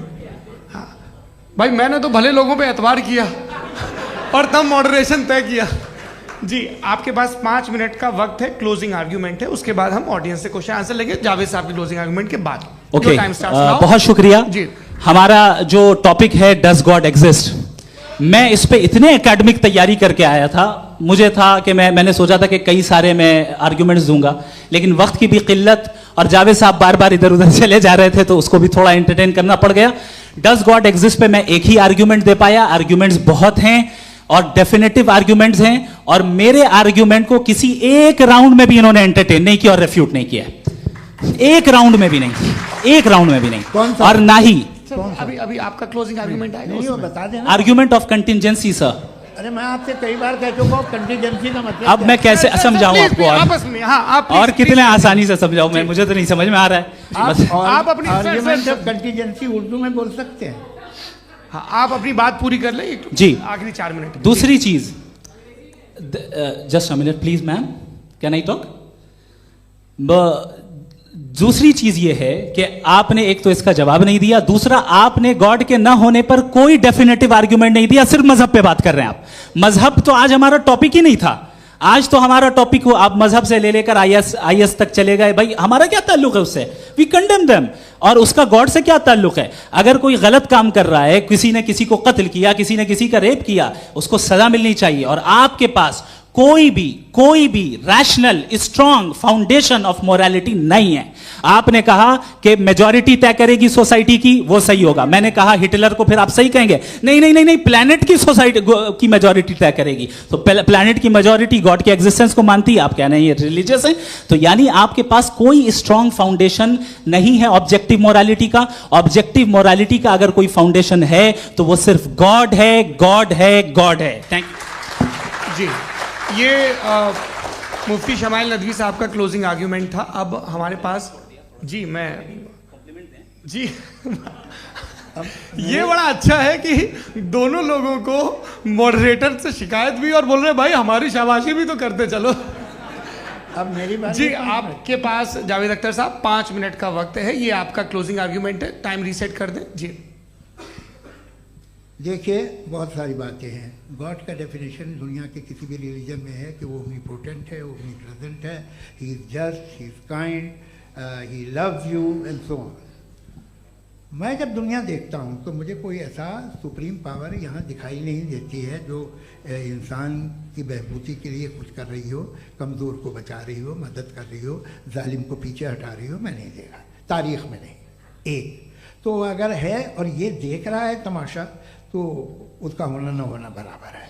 दोयम ये कि ये जो है, जब आप ये कहते हैं कि कायनात जिसकी कंटीजेंसी है, मैं देखिए वो लफ्ज़ इस्तेमाल किया मैं, तो ये कैसे हो सकती है भाई? और फौरन आप सरेंडर कर देते हैं कि जाहिर है कि इसका बनाने वाला तो इससे 10,000 गुना था कॉम्प्लिकेटेड होगा। उस पर आपके होने पे कोई इतराज़ नहीं है। उसे वो टाइमलेस है, वो पहले से था, टाइम तो बहुत बाद में आया। ये सब आप मानने को तैयार है जिसका आपके पास कोई सबूत नहीं, आपके पास कोई रीज़न नहीं है। आपकी तारीफ क्या है मजहबों की? बिलीफ की, जो खुदाओं का बिलीफ है, ये कॉन्स्टेंटली गलत साबित होता रहा है। मतलब आप कहें कि अरिस्टोटल के ज़माने में तो सब जाहिल थे, वो भी इतने ही यकीन से खुदा पे यकीन रखते थे, जो अब नहीं रहा। ये भी नहीं रहेगा, आप लिख लीजिए। और इसके आसार आपको दुनिया में दिखाई देना शुरू हो चुके हैं। ये बहस क्या आज से 100 साल पहले इस तरह हो सकती थी? यहाँ तक तो आपको हम ले आए हैं। तो सर अरे इनको मदद की ज़रूरत नहीं भाई, ये सेल्फ सफिशिएंट आदमी है, आप क्यों इनकी मदद कर रहे हैं? Sir please. तो ये जो है तमाम बातें अपनी जगह हैं। ये एक पैकेज है। आप अकेले, कोई आदमी ऐसा नहीं जो सिर्फ गॉड को मानता हो, उसके साथ बहुत पैराफर्नेलिया आता है, अलग अलग पैराफर्नेलियाज आते हैं। They are only, they have always created chaos in the society. मैं तो आपको सीधा ऑफर देता हूँ कि दुनिया में 10 इम्पॉर्टेंट बिलीव्स हैं। आप 1 मानते हैं, 9 नहीं मानते, 9 में आप एथियस्ट हैं, 9 को आप बिल्कुल रीजनेबली मेरी तरह देखते हैं। तो 90 मजहबी आदमी भी 90% एथियस्ट है। वो दूसरे खुदा नहीं मानता, एक खुदा मानता है, अपना वाला, बाकियों को कहता है गलत है। अगर आप मानना ही बंद कर दे तो आपका 10% चांस है कि आप सही हैं और 90% चांस है कि आप गलत हैं। मेरा मशवरा है, आप मानना छोड़ दिए तो 50% चांस होगा कि आप सही हैं और 50% चांस होगा, 40% आप गेन करेंगे बाय बिकमिंग एन एथियस्ट।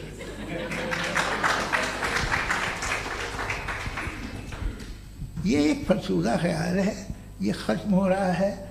हो सकता है मेरी ज़िंदगी में ना हो, लेकिन ये हो जाएगा। जो बातें ये इनको आप मेटाफिज़िकल ये वो ऐसे रिस्पेक्टेबल टर्म दे दिए, ये तो उन लोग के हैं जिन्हें ना फिज़िक्स मालूम थी ना मेटा मालूम था, ये उन्होंने आपको दिए हैं। जी बहुत शुक्रिया आप दोनों लोगों का। और अब इस बातचीत का आखिरी राउंड शुरू होगा, डज गॉड एग्जिस्ट की ये बहस मुफ्ती शमाइल नदवी और जावेद अख्तर साहब के बीच। आप लोग अपने अपने हाथ ऊपर करेंगे, मैं यहाँ से तय करूँगा। और माइक हमारे पास है क्या? एक ही माइक है ऑडियंस के लिए? 2 माइक है, एक इस तरफ एक इस तरफ, ठीक है। तो जी सबसे पहले हमारी सहयोगी हैं मारिया शकील जी, पूछिए सवाल। थोड़ा सा रुकेंगे ताकि कैमरे का फ्रेम आप पर आ जाए, आपकी तो प्रैक्टिस है टीवी की। जी नदवी साहब, मैं खुदा को मानती हूँ, पहले मैं इसी प्रमाइस से शुरू कर रही हूँ और ये बता रही हूँ आपको, मैं मानती हूँ। लेकिन कुछ सवाल हैं जो जावेद साहब ने उठाया, उसका जवाब आपको देना चाहिए। पहला सवाल ये कि गज़ा में सालों से छोटे बच्चे मर रहे हैं, वो उनको अगर खुदा मर्सीफुल है, हम मानते हैं कि अल्लाह ताला में बहुत ताकत है, तो वो बच्चे क्यों मर रहे हैं? दूसरी बात ये कि अगर कंटिजेंसी की जो आप बात करते हैं, पूरे मुस्लिम ममालिक मिल करके भी उन गज़ा के बच्चों को क्यों नहीं बचा पा रहे हैं? क्योंकि अगर वो चाहते, क्योंकि अल्लाह ताला उन पर हुकूमत करते हैं, सब पर हुकूमत करते हैं, तो वो उनको क्यों नहीं बचा? जी थैंक यू वेरी मच। बहुत अच्छा किया आपने इस चीज़ को जिक्र कर दिया, मैं इसको और अच्छे से एक्सप्लेन करने की कोशिश करता हूँ। देखें, जहाँ तक आपने कहा कि गज़ा के बच्चों को मारा जा रहा है, देखें 2 वर्ल्ड व्यू है, एक एथीस्टिक वर्ल्ड व्यू, एक थीस्टिक वर्ल्ड व्यू है। बच्चे मर रहे हैं दोनों वर्ल्ड व्यू में, लेकिन हमारा वर्ल्ड व्यू कह रहा है कि रिकॉम्पेंस है, ये कह रहे हैं कि उनका मरना बेकार जाने वाला है, कोई उसका रिकॉम्पेंस नहीं है, चूंकि इनके यहाँ आखिरत और अल्लाह का कोई तसव्वुर या गॉड का कोई तसव्वुर नहीं है। आपने ये सवाल किया कि गॉड मर्सीफुल है, क्यों नहीं रोकता? ये मैंने बताया कि ये मिसकंसेप्शन है लोगों के दरमियान कि गॉड को सिर्फ मर्सीफुल और ओमनीपोटेंट समझते हैं। गॉड के सिर्फ यही 2 एट्रीब्यूट्स नहीं हैं, गॉड के कई सारे एट्रीब्यूट्स हैं, उनमें से अल हकीम भी है, उनमें से ऑल वाइज भी है, ऑल नोइंग भी है। लिहाजा अगर इस दुनिया में किसी को तकलीफ आ रही है और गॉड उसको नहीं रोक रहा है, वो इसलिए नहीं रोक रहा है चूंकि इंसानों को फ्री विल दिया गया है। ठीक इसी तरीके से अगर एक डॉक्टर किसी छोटे बच्चे को इंजेक्शन लगा रहा है, उसे तकलीफ पहुंच रही है, उसके लिमिटेड पर्सपेक्टिव के एतबार से यह गलत हो रहा है और डॉक्टर बुरा है। लेकिन जब आप ब्रॉडर पिक्चर को देखेंगी, आपके और हमारे पास सिर्फ एक पिक्सल है, हमें इतना नजर आ रहा है कि गजा में कत्ल हो रहा है, लेकिन इसके पीछे कितना रिकॉम्पेंस उनको मिलने वाला है, पूरा पिक्चर गॉड के पास है। तो एक पिक्सल से आप पूरे पिक्चर को कभी भी जज नहीं कर सकती। आप इसमें कुछ जोड़ना चाहेंगे? आपको कुछ बोलना है इसमें? भैया आपने बहुत अच्छा जस्टिफिकेशन दिया। या आप वो जो वहाँ के प्राइम मिनिस्टर इजराइल के उन्हें भेजिए, वो बहुत खुश होंगे। आप जस्टिफिकेशन दे देना कि अगर गॉड नहीं है तो बच्चे क्यों मर रहे हैं, आप बताएं। वो ये सवाल पूछ रहे हैं कि अगर आप ईश्वर का अस्तित्व नहीं मानते हैं तो उन बच्चों की मौत को आप कैसे इंटरप्रेट करते हैं? भाई ये दुनिया जो है, जो ताकतवर लोग होते हैं वो एक नाइंसाफी करते हैं। तो ये अच्छा काम है आपके नजदीक, तो नेचर नाइंसाफी पे मबनी है। अरे मेरे भाई, आप नेचर की कहाँ बात कर रहे हैं, तो इंसान की बात तो फिर जब मैं इंसान की बात कर रहा था आप नेचर की बात करने लग गए। क्रॉस एग्जामिनेशन नहीं। हाँ, अब आप मुझे बोलने नहीं देंगे तो अलग बात है, आप बोलिए, मुझे कोई जल्दी नहीं। जी नहीं, ये क्रॉस एग्जामिनेशन मुझे बोल तो लेने दीजिए। जी बोलिए। क्या बात ये है कि ह्यूमन सोसाइटी तभी साथ में रह सकती है जब वो मोहब्बत से, एकता से, एक दूसरे के एहतराम करके रहे। इसके अलावा पॉसिबल नहीं है, अकेले तो इंसान रह नहीं सकता। वहाँ पर कुछ लोग हैं जो फाउल करते हैं, वो फाउल हमेशा से तारीख में होता आया है। आज ये हो रहा है, जो हो रहा है बहुत बुरा हो रहा है, बहुत जालिमाना है, बहुत जाबराना है। उसको आप कहें कि ये बच्चों को कॉम्पनसेशन मिल जाएगा या इसकी इंजेक्शन है, इंजेक्शन तो हेल्थ के लिए दिया जाता है। आप ये कह रहे हैं कि ये बच्चों की जो धज्जियां उड़ रही हैं ये इंजेक्शन है, ये टेस्ट है, ये टेस्ट है और उस टेस्ट में उनको ऐसा रिकॉम्पेंस मिलेगा जो आपके तसव्वुर के बाहर है। ये आप 3 बरस के बच्चे को बारूद से उड़ा के टेस्ट ले रहे हैं। वाह, वो नहीं ले रहा है, खुदा नहीं उड़ा रहा है, इजराइल उड़ा रहा है। जी, ये तो उसको कंडेम अगला सवाल लेते हैं प्रोफेसर पुरुषोत्तम अग्रवाल। मुफ्ती साहब, एक निवेदन आपसे है कि कम से कम थोड़ा सा माइक क्लोज एक रिलीजियस और फिलोसफिकल कर मैं प्लीज। एक रिलीजियस और फिलोसफिकल ट्रेडिशन है जो ब्रह्मांड को यानी यूनिवर्स को ही अंतिम मानती है। सर्वम खलु इदम ब्रह्मम, this is Chandogya Upanishad, and it completely rules out the existence और नेसेसिटी, आपके शब्दों में necessity of a creator, the creation itself is the creator. तो एक मिनट प्लीज। दूसरा जो सवाल आपने अभी जो आप बार बार कह रहे हैं कि भगवान विद्वान भी है, वाइज, सब जानने वाला, तो अगर विजडम में दुनिया भर के पापों और अत्याचारों को बर्दाश्त करना शामिल है, तो फिर इसका मतलब ये हुआ कि अगर मैं फ्री विल से उसको अपोज करता हूं तो ईश्वर की विजडम और मेरी फ्री विल में कॉन्ट्राडिक्शन है। Because when I am opposing whatever is happening in Gaza, then I am opposing the god's will और गॉड्स विजडम। जवाब लेते हैं क्योंकि तो गॉड की विजडम में, एक मिनट सर प्लीज सर, ये एक जुमला, गॉड की विजडम है कि गाजा में जो कुछ हो रहा है वो हो रहा है, मैं उसका अपोज कर रहा हूं, तो मैं गॉड की विजडम के खिलाफ जा रहा हूं। एक सवाल। दूसरा ये नहीं आपने दो ऑलरेडी। सर आप और सवाल कर लें, लेकिन मुझे दो जवाब दे सर, पहले आपने ये कहा, सुनिए मेरी बात सुनिए। इजराइल के गॉड के मुताबिक तुम्हारा ठीक हो रहा है ना? नहीं हो रहा है, ठीक नहीं हो रहा है, मैं बता रहा हूँ क्या हो रहा है। आप तशरीफ रखिए, मैं बता रहा हूँ क्या हो रहा है। Let me complete please. एक सेकंड गाइस, एक सेकंड। ये देखिए ऐसा है कि ये सब बड़ा आपस में विचार विमर्श के बाद ये तय हुआ था कि कुछ नियम बना लिए जाएं ताकि एक टाइम बाउंड बातचीत चले। और भाई साहब आप बड़ा जरूरी काम कर रहे हैं, लेकिन कैमरे के फ्रेम में आके उस काम को गड़बड़ कर दे रहे हैं। ठीक है गुरु, अब मेरे को कहीं का गुस्सा कहीं निकालना था, सॉरी। नहीं कोई गुस्सा नहीं है जी। तो प्रोफेसर ने सवाल पूछे, आप उनके जवाब दें, और थोड़ा ये सब लोग थोड़ा ख्याल रखें भाई, सवाल संक्षिप्त रखें जी। आपने दो सवाल किया। सबसे पहला ये कहा कि हमारे पास ये कॉन्सेप्ट है कि ये यूनिवर्स खुद नेसेसरी बीइंग है, creation itself is the creator. How irrational is this कि मैं एग्जिस्ट करूंगा बाद में, लेकिन अभी एग्जिस्ट कर भी रहा हूं, यानी एक ही टाइम में एग्जिस्ट भी कर रहे हैं, नहीं भी कर रहे हैं। This is not true. दूसरी चीज आपने कहा कि अगर इजराइल में, सॉरी माफ कीजिएगा, Israel doesn't exist, occupied Palestine में अगर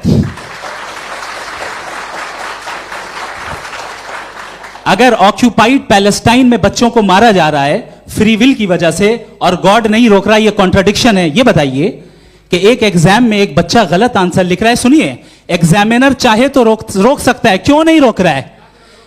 ये कॉन्ट्रडिक्शन है, ये कॉन्ट्रडिक्शन नहीं है। माइक नहीं सर, ये आपस में जी, ये क्या आपका सवाल? माइक दीजिए। फ्री विल दिया गया है टेस्ट के लिए, अकाउंटेबिलिटी के लिए। अगर फ्री विल नहीं होता तो आप कहते हैं हमें रोबोट बना दिया गया। नॉट मिसरिप्रेजेंट माय पोजीशन, आपकी जो भी पोजीशन, मैं अपनी फ्री विल के नाते, अपने ह्यूमन विजडम के नाते गाजा में हो रही अत्याचार का विरोध करता हूं। बिल्कुल करना चाहिए। आपके हिसाब से मैं गॉड की विजडम का विरोध कर रहा हूं? बिल्कुल नहीं, जो हो रहा है गॉड, बिल्कुल भी नहीं, बिल्कुल भी नहीं। उसका वहां पर गाजा में कत्ल होना ये इंसानों के गलत इस्तेमाल का नतीजा है, फ्री विल के इस्तेमाल का नतीजा है। गॉड इसका हुक्म नहीं देता, उससे रोकता है। यही तो मसला है ना, आपके लिए कॉन्सेप्ट क्लियर नहीं नहीं भाई, आपने तो बताया था इंजेक्शन लगाने से बच्चे को तकलीफ होती है, ये इंजेक्शन लगा। सर आप ऐसे रेटोरिक स्टेटमेंट दे तब तो कोई मसला नहीं समझते रहेंगे। This is a rhetoric statement, this is not a logical argument sir. I am sorry, I am sorry. आखिरी 30 मिनट बड़े मुश्किल होने वाले हैं जी। मुफ्ती साहब आगे बैठे हैं, इनको माइक दीजिए।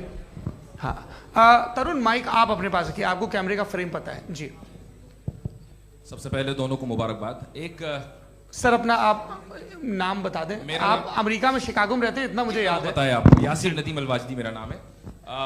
जावेद सर आपसे एक क्वेश्चन है इन्फिनिट रिग्रेस के ताल्लुक से। एक हाइपोथेटिकल सिनेरियो है, मसलन अगर आप सर माइक थोड़ा सा प्लीज क्लोज रखिए जी। अगर आप शायर इसलिए हैं कि आपके कोई उस्ताद शायर थे, और वो इसलिए शायर थे कि उनके कोई उस्ताद शायर थे, और इसी तरीके से हम माजी में पीछे चलते चलते चले जाएं और कहीं ना रुके, तो माफ कीजिएगा आप कभी शायर नहीं हो सकते। लेकिन आप शायर हैं, आपका शायर एग्जिस्ट करता है, इसका मतलब ये है कि आप कहीं ना कहीं रुके हैं। तो मेरा सवाल ये है कि क्या आप इन्फिनिट रिग्रेस ऑफ कॉजेस को लॉजिकल फैलेसी मानते हैं या नहीं मानते? हाँ या ना? मैं इन्हें लॉजिकल फैलेसी नहीं मानता हूँ, लेकिन मेरा प्रॉब्लम यह है कि जब मैं नहीं मानता हूँ तो I will continue with this logic जो फैलेसी नहीं हो।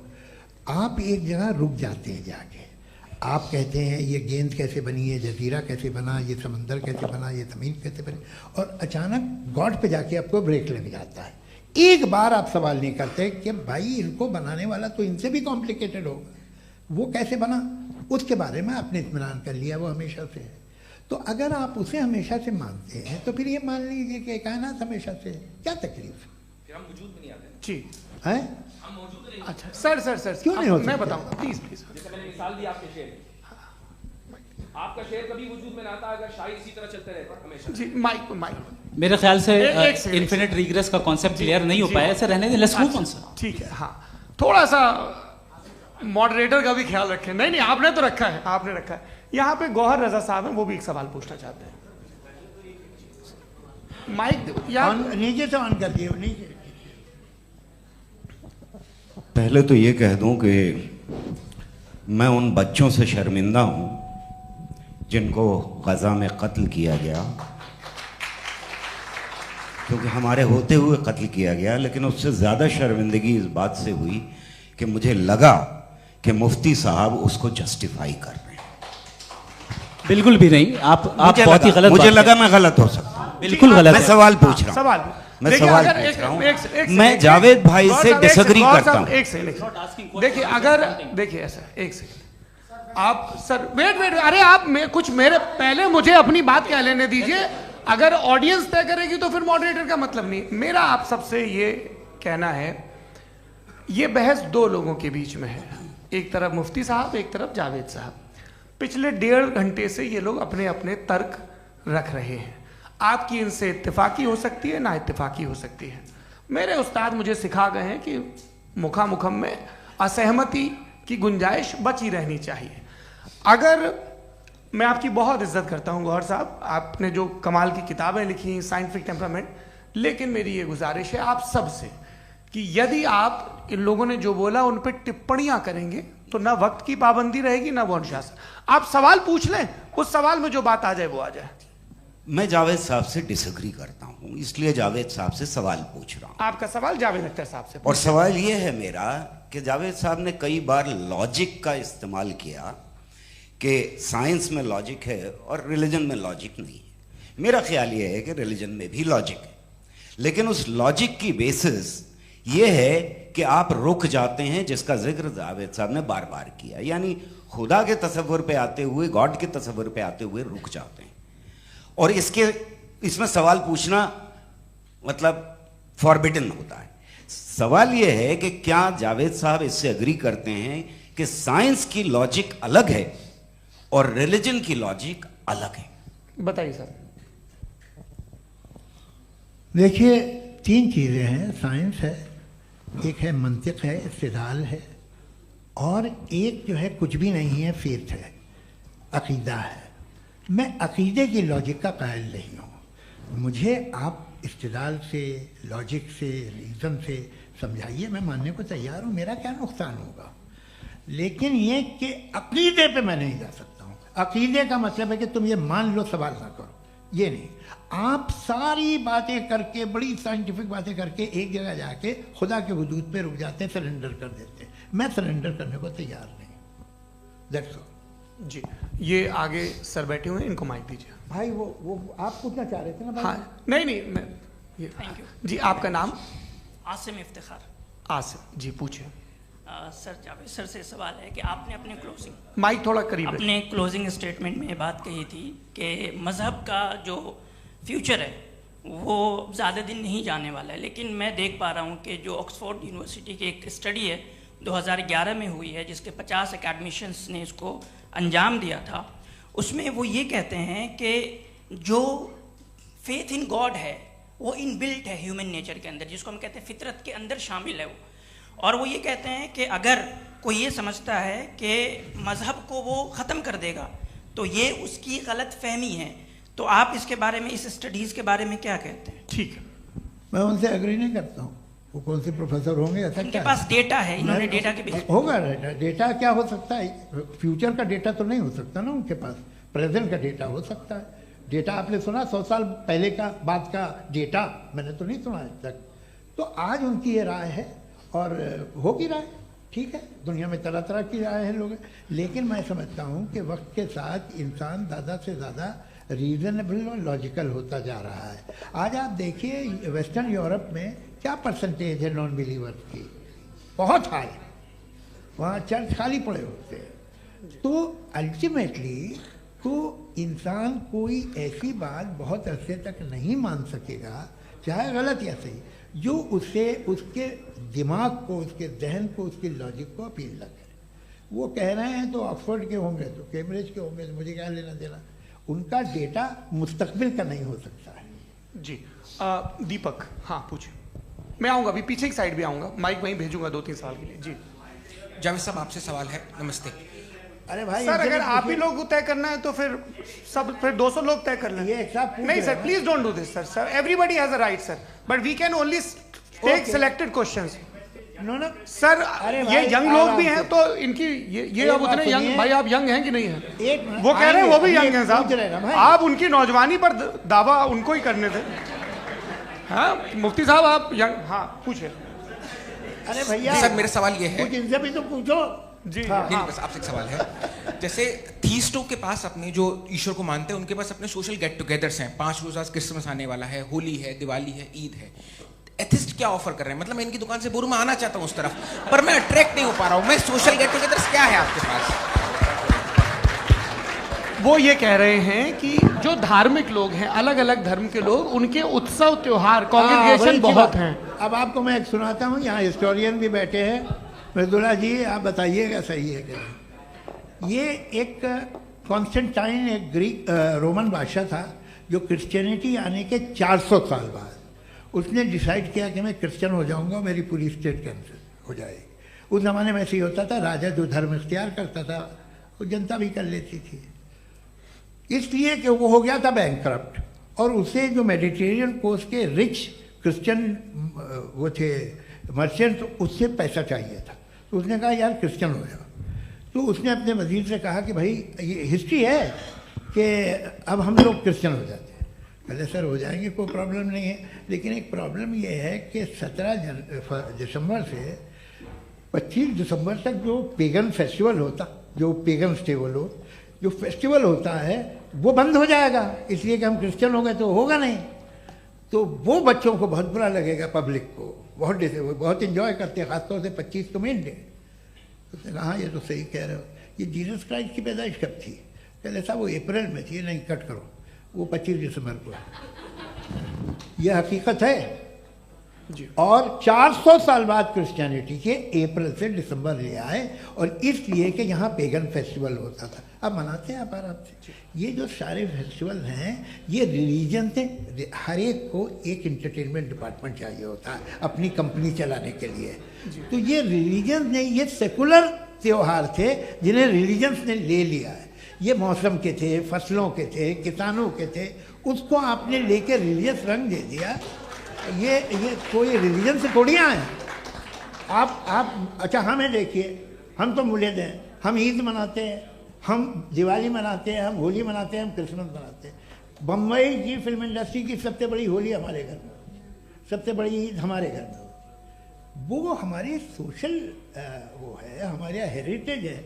ऐसा थोड़ी है कि we will throw the baby along with the water. ये तो अच्छी चीज़ है, इन्हें रखो, जो बेकार है फेंक दो। जी हाँ हेलो जी, मेरा सवाल नादवी जी से है। जैसा कि आपने बोला कि गॉड टाइम के भी परे हैं, और गॉड इतनी कॉम्प्लेक्स चीज़ है कि उसे ह्यूमन माइंड समझ नहीं सकता, और गॉड ने अर्थ पे फ्री विल भी दे दी है। तो आप अपना वक्त ज़ाया क्यों कर रहे हैं गॉड के बारे में बात करके? अपन को तो बात करनी चाहिए कि सोसाइटी को बेहतर कैसे करें। जी, मैं गॉड वही बताता है सोसाइटी को कैसे बेहतर करें। अभी मैं आपका जवाब देता हूँ। आपने कहा कि टाइम पे वो एग्जिस्ट नहीं करता, मेरा सवाल ये है कि जैसा आपने बोला कि गॉड बहुत ही कॉम्प्लेक्स चीज है। मैंने कहा ही नहीं कि कॉम्प्लेक्स है, तो आपके अल्फाज हैं। कॉम्प्लेक्स का लफ्ज गॉड के लिए सुइटेबल नहीं है। क्यों? क्योंकि कॉम्प्लेक्स वो चीजें होती हैं जो ऑब्जेक्ट हो। God is not an object जिसको आप इंस्ट्रूमेंट के जरिए लेबोरेटरी में जाके टेस्ट करें, oh it's very complex. No, वो कोई कार का इंजन नहीं है। वो फिलोसॉफिकली नेसेसरी बीइंग ऐसी बीइंग है जो सिंपल बीइंग है। हाँ, आप उसको मुकम्मल तौर पे उसकी तमाम हिकमतों को जान ले और हर चीज को जान ले, ये पॉसिबल नहीं है, क्योंकि वो ऑल वाइज है, आप ऑल वाइज नहीं है, और वो खुदा है, वो आपको सारी चीजें बता दे, ये जरूरी नहीं। मेरा सवाल ये नहीं था, मेरा सवाल ये था कि जब गॉड इतना परे है इस दुनिया से कि उसने अर्थ पे फ्री विल भी दी है, हम सब ह्यूमंस की फ्री विल है, और जो सोसाइटी में हो रहा है वो अपन लोग डिसाइड करेंगे, तो अपन लोग डिसाइड नहीं करेंगे ना, अपन लोग डिसाइड नहीं करेंगे। गॉड जो है, गॉड ने वो उसकी जात, उसकी एग्जिस्टेंस टाइम एंड स्पेस से परे है, लेकिन वो हमारा टेस्ट ले रहा है और उसी गॉड ने हमें बताया कि तुम्हें क्या करना है क्या नहीं करना है, तो जाहिर है उस गॉड की बात सुनेंगे ना हम। जी, वो पीछे एक चश्मा लगाए जो मैम खड़ी हैं, उनको दीजिए। हाँ, आप जी जी बिल्कुल आएंगे। देखिए मैं कोशिश कर रहा हूँ सब तरफ जाने की। हाँ, उनको दीजिए माइक। जी, हेलो सर, मैं ओमनी प्रेजेंट नहीं हूँ, टाइम पाबंद हूँ और जहां तक कोशिश कर सकता हूँ करूंगा। जी, अपना नाम बताइए। मेरा नाम उर्सुला है, मैं दिल्ली यूनिवर्सिटी की एक स्टूडेंट हूँ और मैं स्टूडेंट फेडरेशन ऑफ इंडिया से हूँ। मेरा सवाल मुफ्ती जी से है कि इस हॉल के इस कमरे में बैठ के हम लोग रेप की मोरालिटी के बारे में फिलोसफिकली बात तो कर सकते हैं, बट असलियत ये है कि रोजमर्रा की जिंदगी में औरतें रेप के थ्रू गुजरती हैं, और हम लोग सिर्फ नंबर्स पे इस तरह नहीं देख सकते, क्योंकि कितनी औरतें हैं इन कंट्रीज में जहाँ पे आप बता रहे हैं कि केसेस कम हैं, जिनका एक्सेस है कि वो जाके केस फाइल कर सकें। कितनी औरतें हैं जो जिनको काम करने की आज़ादी है उन कंट्रीज में। यूरोप में ये आज़ादी आ गई, यूरोप में ये रूल्स आ गए, तो हम आज उसके बारे में बात कर पा रहे हैं। जी, जवाब। आपने ये कहा कि कमरे में बंद होकर हम लोग इस पर फिलोसफिकली बात कर सकते हैं, लेकिन हकीकत में क्या हो रहा है, वो ग्राउंड लेवल पे क्या हो रहा है जो बहुत गलत हो रहा है, और वो सफ़र कर रही हैं। आई अग्री, बहुत गलत हो रहा है, और जो गलत हो रहा है उसको हमें रोकना है। और क्यों रोकना है, वो गलत क्यों है, हमारे पास इसका ऑब्जेक्टिव फाउंडेशन है, इनके पास उसका ऑब्जेक्टिव फाउंडेशन नहीं है। मैं ये कहना चाह रहा हूं कि जहां पे भी जुल्म हो रहा है, जहां पे भी औरत पे जुल्म हो रहा है, या उसकी इज्जत लूटी जा रही है, या उसे तकलीफ पहुंचाई जा रही है, और सिर्फ औरत नहीं, किसी इंसान के ऊपर भी जुल्म हो रहा है, तो उसके खिलाफ खड़ा होना, ये मोरालिटी हमारे पास गॉड के पास से आई है। वरना जावेद साहब तो कह रहे हैं कि जो है मेजॉरिटी डिसाइड करेगी, तो मेजॉरिटी तो कभी भी बदल सकती है। क्या आप हाँ। ये थोड़ी सी आपको गलतफहमी है। मैं अगर मेरे जुमले से ये मदनत निकला या मैंने कहा, तो ये जुमला मैं वापस लेता हूँ। ये मेरा मतलब ही नहीं था कि मेजॉरिटी डिसाइड करेगी। मेजॉरिटी डिसाइड करे तो दुनिया में बड़ी, वैसे आपने कहा था ये जुमला। अच्छा, हो सकता है, मैं मान रहा हूँ, बाद में रिकैप कर लेंगे। अरे एक सेकंड, मैं अपनी एक्सप्लेनेशन देता हूँ। मुनासिब बात यह है कि हम सब के सब दिल में जानते हैं कि क्या अच्छा है क्या बुरा है, हमें पता है अच्छी तरह से। जो लोग बुरे काम करते हैं उन्हें भी मालूम अच्छा क्या है।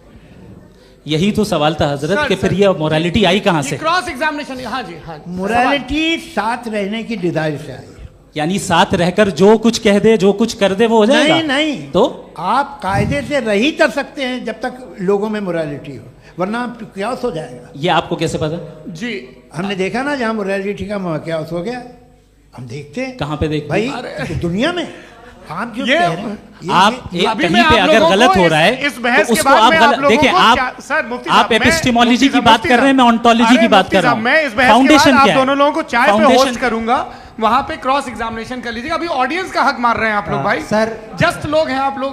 और ये भाई ये हाँ, उधर आएंगे, उधर जी सर आएंगे। अच्छा सर, मेरा नाम लईकुर रहमान है और मैं अलीगढ़ मुस्लिम यूनिवर्सिटी का स्टूडेंट हूँ, और जहाँ तक मुझे पता है कि sir you are also product of Aligarh Muslim University. मैं भी उसी चमन का बुलबुल। हाँ सर, तो बहुत खुशी हुई मुझे जान करके कि मैं आपसे मिलूंगा। सवाल सर, मेरा सवाल यह है, सर सैयद अलैहिर्रहमा का नज़रिया यह था कि खुदा के वजूद को अक़ल के दायरे में रह कर के तलाश करना, न कि पूरी तौर से उसका इनकार कर देना। Sir, how will you define it? नहीं, तो ये तो आप इन्हें बताइए। ये सवाल आपसे खुदा का वजूद साबित कर रहे हैं, तो सर आपने इनकार कर रखा है, इस वजह से मेरा क्वेश्चन। उन्होंने यही सर से एक सेकंड, सर सैयद ने यही कहा ना कि अक्ल से आप खुदा के वजूद को साबित नहीं कर सकते, यही कहा ना भाई। वो उन्होंने कहा कर सकते हैं और वो कर दिया गया आज। वो फोन तलाश करना या साबित करना अक्ल से अक्ल से नहीं हो सकता। अरे सवाल तो सुन लीजिए जी। अक्ल से नहीं हो सकता है, यही कहा ना आपने। अक्ल से हो सकता है, अरे वो यही कह रहे हैं भाई, आप बता रहे हो सकता है, वो तो कुछ और। आप अगर सर देखो नौजवान फोन ले लो, वो इतनी कमाल की यूनिवर्सिटी है। अरे भाई दे दो उन्हें जरा, एक मिनट दे दो भाई, मेरी बात सुनो, माइक पे बोलो ताकि जो लाखों लोग देख रहे हैं। माइक दे दो ना। अरे देंगे ना माइक, तुम ठहरो तो। हाँ सर, मेरा सवाल ये था कि सर सैयद अलैहि रहमा का एक नजरिया था अपना कि खुदा का जो वजूद है उसको अकल के दायरे में रह करके तलाश करना है, न कि पूरे तौर से इनकार कर देना है। ये उनका कॉन्सेप्ट था। लेकिन मेरा सवाल ये है कि आप इसको कैसे डिफाइन करते हैं, एक्सप्लेन कैसे करेंगे, मैं आपसे जानना चाहता हूँ, क्योंकि you are the product of Aligarh Muslim University. मुझे अकल के दायरे में रख के मैंने बहुत तलाश की, मुझे मिला नहीं। हाँ ये इधर वो चश्मा लगाए जो, हाँ उनको दे दीजिए। जी जी फटाफट पूछिए, बस 5 मिनट है, 5 मिनट में खत्म हो रहा है। हाँ अस्सलाम वालेकुम मुफ्ती साहब, एंड मेरा सवाल जावेद अख्तर साहब से। क्या नाम है आपका? अरे भैया सब मुझे पूछ रहे हो। फैज पूछिए फैज साहब। तो मेरा सवाल ये है कि अभी जो एथियस्ट है वो problem of evil argument use कर रहे हैं अगेंस्ट मुस्लिम्स, राइट? कि इस दुनिया में इतना सारा इविल है और अगेंस्ट मुस्लिम तो यहाँ अगेंस्ट थियस्ट। हाँ थोड़ा सा करेक्ट कर लीजिए भाई, पूरी मशक्कत ही इसी बात की थी कि किसी एक मजहब पे बात ना टिके। जी, तो बेसिकली ये आर्गुमेंट ऐसा है कि इस दुनिया में इतना ज्यादा इविल एग्जिस्ट करता है और अगर एक ऑल गुड गॉड है तो वो रोकता क्यों नहीं है? लेकिन इस सवाल में एक हिडन अजम्पशन ये है कि इस दुनिया में ईवल एग्जिस्ट करता है। अब एथियस्ट ये कैसे ऑन्टोलॉजिकली प्रूव कर सकते हैं कि इस दुनिया में ईवल एग्जिस्ट करता है? मैं आपको बताता हूँ, थोड़ा सा समझा। नहीं सर हम लोग इनको सुनिए। नहीं please don't do that. I want to explain ontologically. नहीं हम समझ गए सर, इनको अब जवाब देने दीजिए। अच्छा सवाल पूछ लो। मैं अभी तक क्या था वो मैं थोड़ा सा ऐड ऑन कर लेता हूँ। तुम गुरु, तो हम जब इसका राउंड 13 करेंगे ना तब तुमको स्टेज पे बिठाएंगे। जी तो हाँ जल्दी से। तो देखिए एथियज्म के हिसाब से सब कुछ रैंडमली बन गया है, सब कुछ एटम्स और मॉलिक्यूल्स है। एक पत्थर में और मुझ में सिर्फ इतना फर्क है कि हम लोग एटम्स और मॉलिक्यूल्स का अलग अलग रीअरेंजमेंट है। अब एक पत्थर को कोई इंसान तलवार से 2 टुकड़ों में काटते या मुझे, according to atheism it is same, there is no evil and good according to atheism. जी अच्छा फैज साहब का सवाल ये है कि हाँ कोशिश भी करते तो इससे गलत सवाल नहीं कर पाते। एक लाइफ फॉर्म है और लाइफ फॉर्म में फीलिंग्स हैं, मतलब लाइफ फॉर्म सुनता है, देखता है, टेस्ट कर सकता है, फील कर सकता है। तो उसकी जो ये जो क्वालिटी इस बबल में आ गई है तो वो जानवर में भी है, इंसान में भी है। तो जाहिर है कि उसे कोई तकलीफ पहुंचेगी, तो चूंकि उसके पास वो सेंसिटिविटी है तो मैं करेगा। पत्थर में वो सेंसिटिविटी नहीं है। तो ये क्या सवाल हुआ कि अगर पत्थर को काटा तो पत्थर को तकलीफ नहीं होती, तो आपको काटे तो आपको क्यों तकलीफ हो? बैठ जाइए। जी हाँ अगला सवाल। हाँ पूछे जी जावेद अख्तर साहब। अरे भैया सब आप लोग मुफ्ती साहब को छोड़ रहे हैं तो मेरे ही पीछे पड़े हैं क्या? फिर चलो बोलो भाई। You asked how God can exist when children die in Gaza. Huh? You asked how God can exist when children die in Gaza, and you also mentioned the rise of atheism in Europe. But the same events also are leading many atheists and non-believers to turn towards faith. How do you interpret this contradiction, where suffering pushes some away from God, yet brings others closer to belief? आपको एक बात बताऊं, दुनिया perfect तो कहीं भी नहीं है, हर जगह कुछ खामियां हैं। बेटा एक मिनट आप ही को कहेंगे, देखो वो तो कुछ खामियां, कमज़ोरियां, खराबियां सब जगह है। लेकिन अगर देखोगे ईमानदारी से कि दुनिया सबसे ज़्यादा महज़ब कहाँ है, एक आम शहरी को कहाँ हुकूक हासिल हैं, वो बोल सकता है, अपनी मर्ज़ी से काम कर सकता है, अपनी मर्ज़ी से राय दे सकता है, हुकूमत के ख़िलाफ़ बोल सकता है, बरसरे इक़्तिदार लोगों के बारे में बोल सकता है, सरमायादारों के ख़िलाफ़ बोल सकता है। तो आपको ये स्कैंडिनेवियन कंट्रीज़ में मिलेगा, वेस्टर्न यूरोप में मिलेगा। मैं नहीं कह रहा वो परफेक्ट है, बिल्कुल नहीं, वहाँ बहुत ख़राबियाँ भी हैं, परफेक्ट तो कोई। लेकिन जिन जिन मुल्कों में, लैटिन अमेरिका देखो, गल्फ़ देखो, वहाँ पर आपको ये ज़रूर है कि रेप नहीं होते होंगे। रेप की ज़रूरत क्या है भाई? उसको तो ख़रीद लो, घर में रखो, सड़क पर रेप करने की क्या ज़रूरत है? मगर सुनिए, मगर हकीकत ये है कि वहाँ शख्सी आज़ादी राय देने की, बोलने की नहीं है। जी ये एक आखिरी सवाल मुफ्ती साहब से। हाँ मैम, इनको माइक दीजिए। शुक्रिया। मेरा नाम मनीषा है, मैं हरियाणा से आई हूँ। मैं मुफ्ती साहब से एक बात पूछना चाहती हूँ। आप बार बार जावेद साहब को कॉन्ट्राडिक्ट तो कर रहे हैं कि आपने ये कहा, लेकिन आप भी अजम्पशंस के बेसिस पे बात कर रहे हैं। आपने खुदा के होने का कौन सा प्रूफ पेश किया है खुदा की एग्जिस्टेंस का?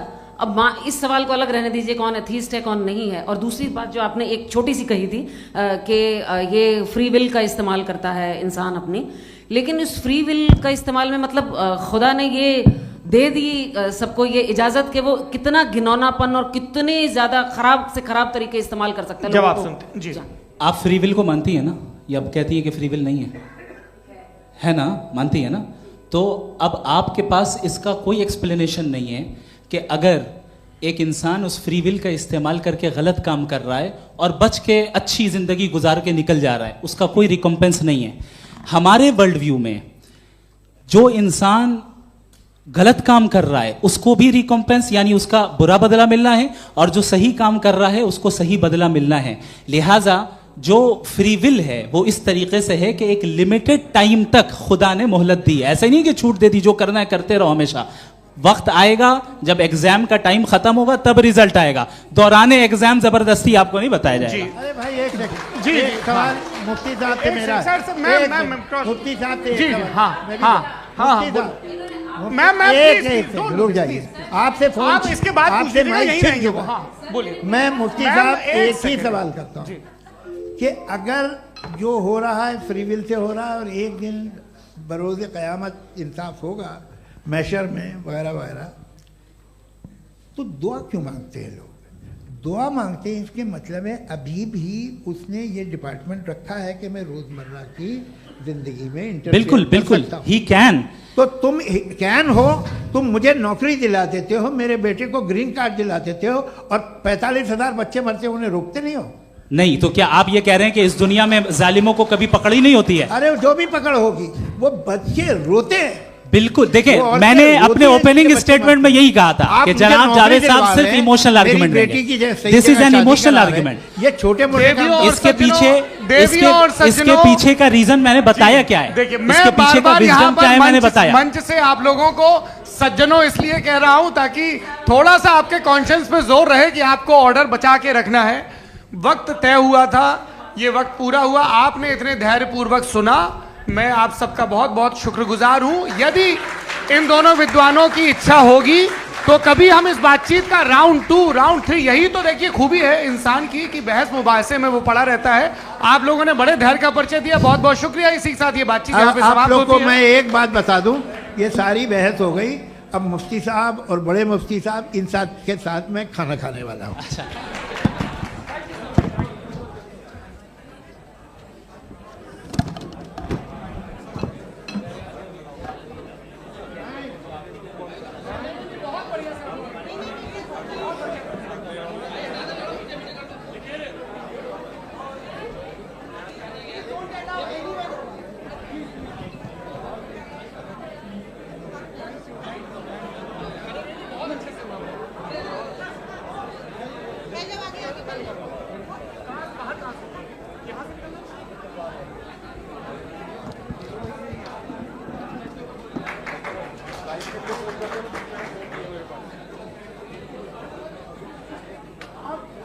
Thank you.